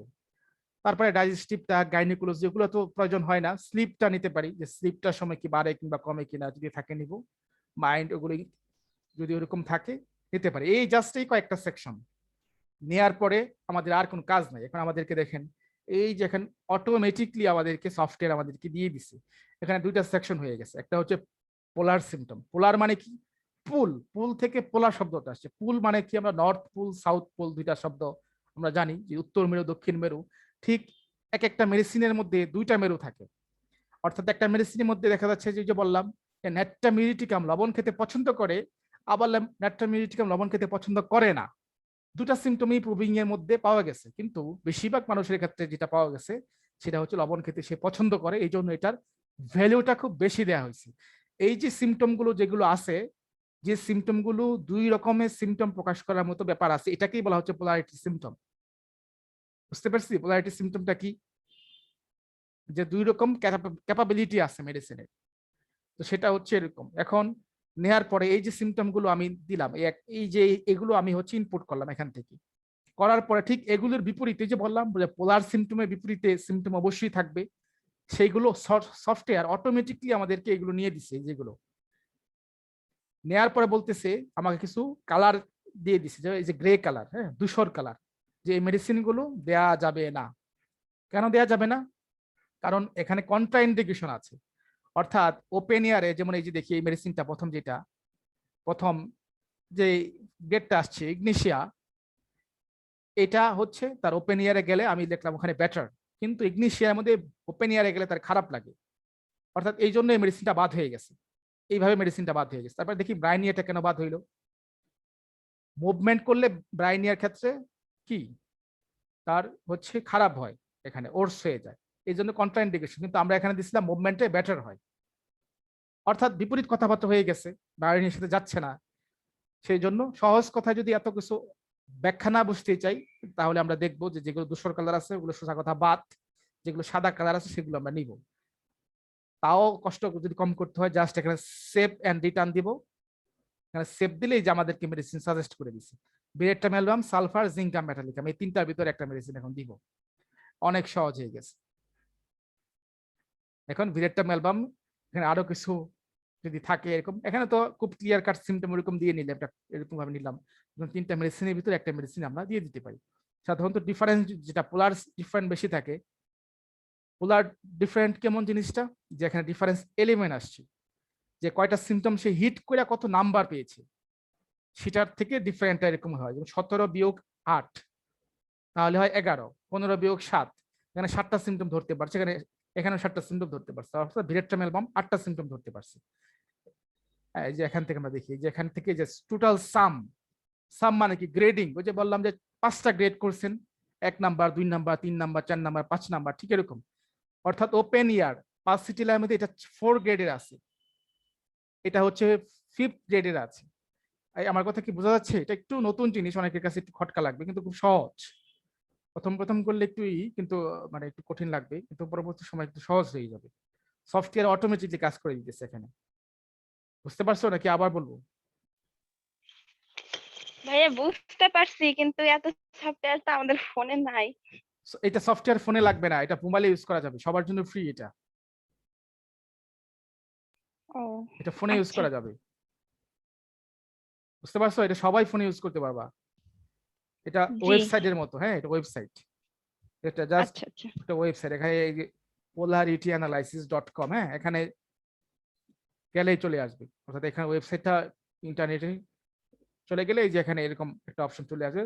প্রথম হয়তো এরকম আসবে না, লগ আউট মানে অর্থাৎ এরকম একটা পেজ আসবে, তখন সাইন ইন যেভাবে করি আমরা ফেসবুকে দেখি, ওরকম সাইন ইন করে নিয়ে যাবো ফ্রি। এখানে আর কিছু, হ্যাঁ সাইন ইন করার পরে আমরা জাস্ট সাইন আপ যেভাবে করি, অ্যাকাউন্ট যদি থাকে, হ্যাঁ তখন আমরা এরকম আমরা করতে পারি। হ্যাঁ তো তো এইভাবে হচ্ছে আমরা এখান থেকে তারপরে কিভাবে করব, এগুলো তো আমি কেস করলাম, এখন এগুলো হয়তো থাকবে না, একদম ফ্রি থাকবে, মানে ব্ল্যাঙ্ক থাকবে, তখন আমি এখান থেকে নিউ পেশেন্টে চাপ দিব। নিউ পেশেন্ট এখানে নাম্বার দিব, সিরিয়াল নাম্বার হোক, phone number, first name last name, patient since কত তারিখ থেকে দেখতেছি, তার জন্ম সাল কত। আর কলা আনবো আর কই পটল ভাজবো, মিরাজ যাওয়াকে দিতে পারবো। আচ্ছা তারপরে কি বলে যে ডেট ক্যাটাগরি, এইভাবে আমি একটা জিনিস সাপোজ আমি এখান থেকে নাম দাম কিছু লিখে আমি নিয়ে গেলাম, এখানে একটা ক্যাটাগরি, অর্থাৎ ক্যাটাগরি আমি একটা কোল্ড, হ্যাঁ একটা জাস্ট একটা নিলেই হয়, ফিল আপ করে এখানে সেভ বাটন ক্লিক করলে যেখানে চলে আসছে যে পেশেন্ট কোল্ড। এখানে নিউ কনসালটেশন বা এখান থেকে আমি এডিট করতে পারি, এখানে একটা নাম দিয়ে দিই, হ্যাঁ নাম দিয়ে দিই, যেরকম আমি একটা আসলাম একটা নাম দিয়ে দিলাম, যেখান থেকে চলে আসছে পেশেন্ট আসলাম, হ্যাঁ এখান থেকে নিউ কনসালটেশনে চাপ দিলে আবার একটা ফর্ম আসবে, এখানে চিপ কনসাম, এখানে আমি ছোট্ট করে তার এটা লিখবো, আমি কোল্ড লিখলাম, অন্য সিমটম একটু জেড যেগুলো আছে লিখতে পারি, সেভ দিয়ে পোলার অ্যানালাইসিস চলে যাব সরাসরি, যে পোলার অ্যানালাইসিস চাপ দিলে আমাদেরকে এই যে ফর্মটা চলে আসবে, এখান থেকে চেক লিস্টে যাবো, এই যে পরে চেক লিস্ট, এখানে সিমটম লেখা আছে, চেক লিস্ট আছে, আর এডিএসডি শিশুদের যে মানসিক রোগের জন্য এটা ইউজ করা হয়, আমরা চেক লিস্টটা বেশি ইউজ করি, এই চেক লিস্ট মাঝখানে আছে, এখান থেকে আমরা ইউজ করি। সিমটম আছে এখানে 3300 সিমটম আছে টোটাল, হ্যাঁ এখান থেকে পোলারিটি সিমটম আছে, অর্থাৎ এই জিনিসগুলো সামারি করে এখানে আনা হয়েছে আর কি। বুঝতে পারছো এটা যে পোলারিটি সিমটমটা কি? জি ভাইয়া বুঝতে পারছি। আচ্ছা অসুবিধা নেই, না বুঝতে পারলে পরবর্তীতে আবার এটা করে কি বলে যে ভিডিওটা দেখে ক্লিয়ার হয়ে নিও, এটা তো থাকবেই। রেপার্টরিতে যাই, তারপরে আরেকটা রেপার্টরি দিকে একটু যাই, হ্যাঁ সেটা হচ্ছে যে খুব গুরুত্বপূর্ণ, বোগার বনিং হোসেন বিবিসিআর ক্যারেক্টারিস্টিক রেপার্টরি। একটা হচ্ছে বনিং হোসেন রেপার্টরি, আর একটা হচ্ছে বোগার। এই বনিং হোসেনের পরবর্তী সময়ে বোগার নামে একজন ফিজিশিয়ান, সে এসে এই বনিং হোসেন রেপার্টরির উপরে খুব কাজ করছে, এটাকে আধুনিক করছেন, হ্যাঁ সোজা কথা আধুনিক করছেন। এই চ্যাপ্টার গুলো কম, যেহেতু মাত্র 7টা চ্যাপ্টার, উনি এসে এক্সটেন্ড করছেন চ্যাপ্টার, অনেকগুলো চ্যাপ্টার, এবং করার পরে এই বইটার নাম হয়ে গেছে তখন বোগার বনিং হোসেন রেপার্টরি। অর্থাৎ মূল কনসেপ্টটা ছিল বোগারের, সরি বনিং হোসেনের, উনি যেহেতু কিছুটা কাজ করছেন সেই জন্য এটার নাম হয়ে গেছেন বোগার বনিং হোসেন ক্যারেক্টারিস্টিক রেপার্টরি বিবিসিআর। এখানে আমরা অনেকগুলো চ্যাপ্টার দেখবো। এখানে একটা ফিভার চ্যাপ্টার, এই চ্যাপ্টার একটা বিশেষত্ব হচ্ছে এখানে প্যাথোলজিক্যাল কন্ডিশন, হ্যাঁ প্যাথোলজিক্যাল টাইপ যে জ্বরগুলো আছে, প্যাথোলজিক্যাল টাইপ যে জ্বরগুলো থাকে, dynamic, bilious, catarrhal, dentition, gastric, hectic, infectious, intermediate, remittent fever, scarlet fever, small pox, হ্যাঁ তারপরে হচ্ছে thermal fever, traumatic, typhoid fever, typhus fever. অর্থাৎ প্যাথোলজিক্যাল কন্ডিশনের ক্ষেত্রে যেমন আমরা টাইফয়েড ফিভারটা দেখি, অর্থাৎ টাইফয়েড ফিভারে মাত্র দেখতে পাচ্ছি মাত্র ব্রাইনিয়া, মিরিক অ্যাসিড, রাস্টক্স, যে মিরিক অ্যাসিড কিন্তু তখন আমরা পড়ে আসছি, অর্থাৎ গুরুত্বপূর্ণ মেডিসিন। এখান থেকে আমরা টাইফয়েড ফিভারের ক্ষেত্রে এই মেডিসিনগুলো, এই রেড কালার যেগুলো আছে এই মেডিসিনগুলোই বিবেচনা করলে কিন্তু হয়ে যায়। এই জন্য বুগার রেপার্টরিটা হচ্ছে এই প্যাথোলজিক্যাল স্টেটের জন্য গুরুত্বপূর্ণ। এখান থেকে কিছু কিছু আছে, খুব বেশি সিমটম নাই, যেমন রিউমেটিক ফিভার আছে। রিউমেটিক ফিভারের ক্ষেত্রে অনেকের বাত জ্বর থাকে, স্ট্রেপ্টোকক্কাল ইনফেকশনের জন্য হয় সাধারণত, স্ট্রেপ্টোকক্কাল ও bacteria, অ্যাকুনাইট belladonna ব্রাইনিয়া chamomilla রাস্টক্স arnica China. এই জন্য হচ্ছে এটা হচ্ছে খুব গুরুত্বপূর্ণ এই বুগার রেপার্টরিটা। এখানে এত রেপার্টরি লাগে না, এগুলো হয়তো একটা রেপার্টরি দুইটা রেপার্টরি ঘাটলেই সব হয়ে যায়, কিন্তু আমি একটু সামারি যেহেতু করবো সব রেপার্টরি। তারপরে মার্ফি সিনথেসিস শেষ করলাম, মার্ফি শেষ করলাম, বনিং হোসেন দেখাইলাম, বুগার দেখাইলাম, ক্যান্ট ক্যান্ট দেখাচ্ছি না, ওই সিনথেসিসের মতোই। বরিকটা একটু দেখাইতে পারি, হ্যাঁ বরিকটা একটু দেখাই। এটা হচ্ছে, এটাও ঠিক প্যাথোলজিক্যালের উপর বেসমেন্ট করে করা বরিক রেপার্টরিটা। সেই জন্য আমরা বরিক রেপার্টরিটা, এখানেও একটা চ্যাপ্টার আছে ফিভার নামে, খুব অল্প কিছু সিমটম আছে, অর্থাৎ প্যাথোলজিক্যাল কোন জ্বরের জন্য আমরা এই রেপার্টরি দুইটা ইউজ করতে পারি। হ্যাঁ, বিবিসিআর এবং হচ্ছে বরিক, এই দুইটা খুব ভালো, সিমটমও কম আছে, এমনিতেও ভালো আছে। যেমন ডেঙ্গু ফিভারের ক্ষেত্রে যদি দেখি, এখানে খুব অল্প কিছু ওষুধ দেওয়া আছে এবং খুব কার্যকরী ওষুধ, যদিও এগুলো second grade but important. Dengue fever, তারপরে হচ্ছে এখানে ইনফ্লুয়েঞ্জা। হ্যাঁ, ইনফ্লুয়েঞ্জার ক্ষেত্রে ইনফ্লুয়েঞ্জার কি হাঁচি কাশি থাকবে জ্বরের সাথে, আর এটা আর কিছুই না। ইনফ্লুয়েঞ্জা মানে একটা ভাইরাস, ইনফ্লুয়েঞ্জা ইনফ্লুয়েঞ্জা যেমন এরকম করোনা একটা ভাইরাস, রিনো ভাইরাস যেগুলো ঠান্ডার জন্য দায়ী, এরকম একটা ভাইরাস। দেখা যাচ্ছে সিমটম গুলো এই জন্য কাছাকাছি হয়। এই জন্য homeopathy is more emphasise in the general symptom to the particular symptom. বুঝতে পারছি? এই জন্য হোমিওপ্যাথিটা পার্টিকুলার সিমটমের চাইতে, যে কোন অর্গানিজম দিয়ে হয়েছে সেই বিষয়ে চাইতে তার কি কি সিমটম প্রডিউস করছে, তার চিলনেস, তার থার্স্টনেস, তার হিট, তার কোল্ড, তার সেই সময় পানি পিপাসা আছে কি নাই, হ্যাঁ, তারপর হচ্ছে তার মোডালিটি কখন বাড়তেছে কখন কমতেছে, সে তখন কোনো খাবারের প্রতি তখন সেই মুহূর্তে বিশেষ ঝোঁক আছে কিনা, কোনো টক খাবারের প্রতি, কোনো মিষ্টির প্রতি, কোনো ঝালের প্রতি, এই সিমটম গুলোকে বেশি প্রায়োরিটি আমরা দিতেছি এগুলো। তবে কিছু কিছু ব্যাপার আছে, যেমন এই করোনা ভাইরাস, এটার ক্ষেত্রেও কিন্তু ফিভারের কন্ডিশন কিন্তু হয়। আমরা ওষুধের চিকিৎসা করতেছি, এগুলো থেকেই তো করতেছি, কিন্তু সমস্যা ওখানে যেটা হয় যে সেখানে যেহেতু একটা কি বলে এমফাইসিমা হয়ে যেতে পারে। এমফাইসিমা মানে কি, ওই যে ব্রঙ্কিয়াল অবস্ট্রাকশন, যেটা অ্যাজমাটিক কন্ডিশন হয়ে যেতে পারে। বেশিরভাগ ক্ষেত্রেই দেখা যাচ্ছে যে সেখানে হাইপোক্সিয়া হয়ে যায়, সেই জন্য একটু চিকিৎসার ক্ষেত্রে একটু ভেবে চিন্তা করতে হয়, সাপোর্টিভ ট্রিটমেন্ট নিয়ে তারপরে হোমিওপ্যাথিটাকে সাজেস্ট করতে হয়। কিন্তু অনেক পেশেন্ট কিন্তু করোনা চিকিৎসা হচ্ছে, সাকসেসফুলি হচ্ছে, অনেক রোগী ভালো হচ্ছে। এগুলো আমাদের কাছে হয়তো ওইরকম ডাটা নেই, সেই জন্য আমরা হয়তো প্রকাশ করতে পারতেছি না, কিন্তু অনেক মানুষ কিন্তু এখান থেকে উপকৃত হচ্ছে। কেন হচ্ছে? ঠিক এরকম জেনারেল যে সিমটম গুলো আছে সেগুলো নিয়ে চিকিৎসা করা হচ্ছে। So homeopathy so much general than the specific particular. বেশিরভাগ জনে এই জন্য দেখা যাচ্ছে জেনারেল টু পার্টিকুলার লিখছেন। যেমন ক্যান্ট সাহেব, এটা প্রবর্তক, একটু ক্যান্ট দেখাই দিই যেহেতু নাম আসছে। কেন জেনারেল টু পার্টিকুলার আসছে? জেনারেল টু পার্টিকুলার কি জিনিসটা? প্রথম সেই স্বাভাবিকভাবে একটা জিনিস চিন্তা করতে, ফিভার, আমরা এখানে যাই, এই যে দেখি হিট ইন জেনারেল, মানে সে জেনারেল ভাবে, এখানে জ্বরের ওষুধগুলো আছে 152টা ওষুধ আছে, 28টা ফার্স্ট গ্রেডের আছে, এইভাবে উনি প্রথম ভাগ করছেন। তারপর চিন্তা করলেন যে না, আমি এতগুলো মেডিসিন তো এলোমেলো করে ফেলবে বা বোঝাটা মুশকিল হয়ে যাবে, আর একটু ছোট ছোট ভাগ ভাগ করে নিয়ে এসে তখন উনি এই জেনারেল থেকে পার্টিকুলার নির্দিষ্ট করলেন। না, নির্দিষ্ট যে মর্নিং, ঠিক আছে, মর্নিং থেকে সকাল থেকে যখন বেড থেকে ওঠে তখন, সকাল 5টার সময় ব্রেকফাস্টের সময়, সেই সময় কি চিল উইদাউট, হ্যাঁ, অর্থাৎ শীত থাকে না, অথবা চিলিনেস, অথবা বিকেল বেলা, কিংবা এই কোন সময়ে, নুন, আফটারনুন, অর্থাৎ জেনারেল টু পার্টিকুলার। এটা হচ্ছে কি বলে যে ক্যান্ট রেপার্টরির বৈশিষ্ট্য। কোন একটা রেপার্টরির সিমটম যদি দেখা যাচ্ছে যে আমরা এখান থেকে নির্দিষ্ট করতে চাই, তখন আমাদেরকে ক্যান্ট রেপার্টরি ইউজ করতে হবে, সিনথেসিস ইউজ করতে হবে, মার্ফি ইউজ করতে হবে। এই তিনটার ফিলোসফি একরকম। আর যদি জেনারেল দেখতে চাই যে এত কিছু আমি পাচ্ছি না রোগীর ক্ষেত্রে, আমার দরকার যে একটা একটা একগুচ্ছ মেডিসিন দরকার এবং ইম্পর্টেন্ট মেডিসিন দরকার, তখন আমি সরাসরি চলে যাব এই বনিং হোসেন থেরাপিউটিক যে পকেট বুক আছে, এখান থেকে আমি সরাসরি এখান থেকে চলে যাব। কারণ এখান থেকে একদম শরীরের পার্ট পার্ট করে দেয়া, পার্ট পার্ট করে দেয়া। যেমন আমি একটু দেখাই এখান থেকে পার্ট পার্ট সেন্সেশন একটা চ্যাপ্টার আছে এখান থেকে, সেগুলো আস্তে আস্তে।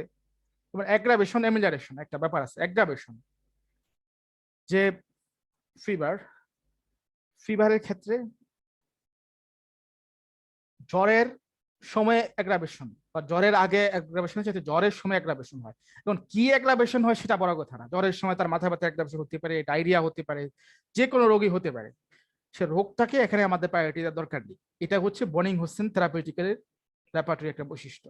অনেক সময় কিন্তু এমন হয় যে ক্লিয়ার কাজ সিমটম পাচ্ছি না, তখন দেখা যাচ্ছে এরকম একগুচ্ছ মেডিসিন থেকে আমাদের ধারণা নেওয়া যেতে পারে। এটা হচ্ছে বনিং হোসেন একটা ব্যাপার। আরেকটা ব্যাপার হচ্ছে কনকর্ডেন্স। হ্যাঁ, কনকর্ডেন্স এটা বনিং হোসেনের একটা অন্যতম আবিষ্কার, কনকর্ডেন্স। অর্থাৎ আমরা তো জানি যে একটা মেডিসিন দেওয়ার পরে যে আরেকটা মেডিসিন কি হবে, ফলোএল পরে কি হবে। আমরা ব্যাপারটাতে কি বলে ম্যাট্রা আমেরিকা দেখি যে সিমিলার মেডিসিন, ফলোএল মেডিসিন, যে পরবর্তী কি মেডিসিনটা হবে। এই যে চ্যাপ্টারটা আসছে রিলেশনশিপ মেডিসিন যেটাকে আমরা বলি, এটার নাম দিয়েছেন কনকর্ডেন্স অফ হোমিওপ্যাথিক রেমেডি, কনকর্ডেন্স। এবার সেগুলো আপনাদের কাছে একটু নতুন কিন্তু সহজ, খুবই সহজ। যেমন আমি সাপোজ কোন একটা রোগীকে আমি ব্রাইনিয়া প্রেসক্রিপশন করলাম, যে কোন রোগের ক্ষেত্রেই করলাম, নট নেসেসারি ব্রাইনিয়া অ্যালবা। এখন এই ব্রাইনিয়া অ্যালবামটা আমরা একটু দেখি। এখানে অল্প কয়েকটা মাত্র সেগমেন্ট মানে স্তর আছে। Antidote, change of general, fever, mind, part, relatives, sensation, sleep. এবং সব মেডিসিনের ক্ষেত্রে আমরা আরেকটা মেডিসিন দেখাই, অ্যাকোনাইট দেখাই। দেখেন একই antidote, change of general state, fever, mind, অর্থাৎ এই 4টা-6টা-7টা অপশনই আছে। আর কোনো অপশন এই কনকর্ডেন্সে রাখেন না। এটার লজিক হচ্ছে যেমন আমি যেমন বেলাডোনার দেখাচ্ছি, বেলাডোনা দেখা যাচ্ছে যে আমি প্রথম প্রেসক্রিপশন করেছি, এই কনকর্ডেন্সটা ইউজ হয় সেকেন্ড প্রেসক্রিপশনের সময়। ফার্স্ট প্রেসক্রিপশন তো হয়েই গেল, ফার্স্ট প্রেসক্রিপশন কাজ করেছে, হ্যাঁ কাজ করেছে আমি ভাবলাম। তখন আমি সেকেন্ড প্রেসক্রিপশনে কি দিব, দেখা যাচ্ছে আমি চাচ্ছি যে বেলাডোনাটা পরবর্তী কি ওষুধ আছে আমি জানতে চাচ্ছি। তখন আমি কি করব, তখন আমি বেলাডোনা এসে এখানে ক্লিক করবো, ওকে।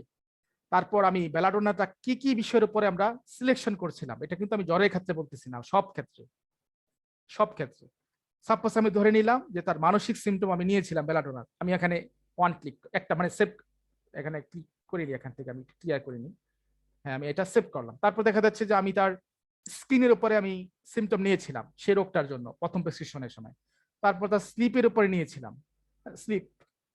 তারপরে তার অ্যাগ্রাভেশন কিংবা অ্যামিলারেশন, যদি মানে যেটার উপরে আমি বেসমেন্ট করে বেলাডোনাটা প্রেসক্রিপশন করেছি, হতে পারে পার্টস অথবা অর্গান হতে পারে, শরীরে যে কোনো অর্গানের ক্ষেত্রে হতে পারে। অর্থাৎ যেগুলোর উপরে আমি বেসমেন্ট করে নিয়েছি সেগুলো আমি এখান থেকে সিলেক্ট করে আমি জাস্ট এখান থেকে অ্যানালাইসিসটা দেখবো, বাস এগুলো হচ্ছে আমার পরবর্তী মেডিসিন। অনেক সময় ভাবি না যে পরবর্তী মেডিসিন আমাদের কি কি আসবে সেকেন্ড প্রেসক্রিপশনে, এটা এই যে pulsatilla, sulphur, lycopodium, sepia, hyoscyamus, phosphorus, rhus tox, bryonia, মাক্সো, আর্সেনিক, ক্যাভিবাস, এটসেট্রা। তো এইটা হচ্ছে কনকর্ডেন্সের একটা সুবিধা, যে সেকেন্ড প্রেসক্রিপশন, থার্ড প্রেসক্রিপশন, এর পরবর্তী প্রেসক্রিপশনে কি কি আসবে মেডিসিনের কি কি ধারণা বুঝতে পারি না। এইটা একভাবে নেওয়া যেতে পারে, অথবা আমি সরাসরি ম্যানুয়ালি যেটা বইয়ে লেখা আছে ফ্যামিলি রেপার্টরি থেকে সেটাও দেখা যেতে পারে। ফ্যামিলি রেমেডি যেটা আছে ওখান থেকে আমরা সরাসরি যে রিলেশন মেডিসিন একই কথা, ওখান থেকে যেমন বেলাডোনা দেখি, বেলাডোনা ঠিক এখানে দেখতে পারবো যে যেটা বই আমরা দেখি, হ্যাঁ, যে অ্যান্টিডট, ফলোএল আফটার, ইনিমিক্যাল, সিমিলার। হ্যাঁ, ইনিমিক্যালটা খুব গুরুত্বপূর্ণ, কারণ আমরা তো জানি না যে এই বেলাডোনার ইনিমিক্যালটা কি। হ্যাঁ, বেলাডোনার ইনিমিক্যাল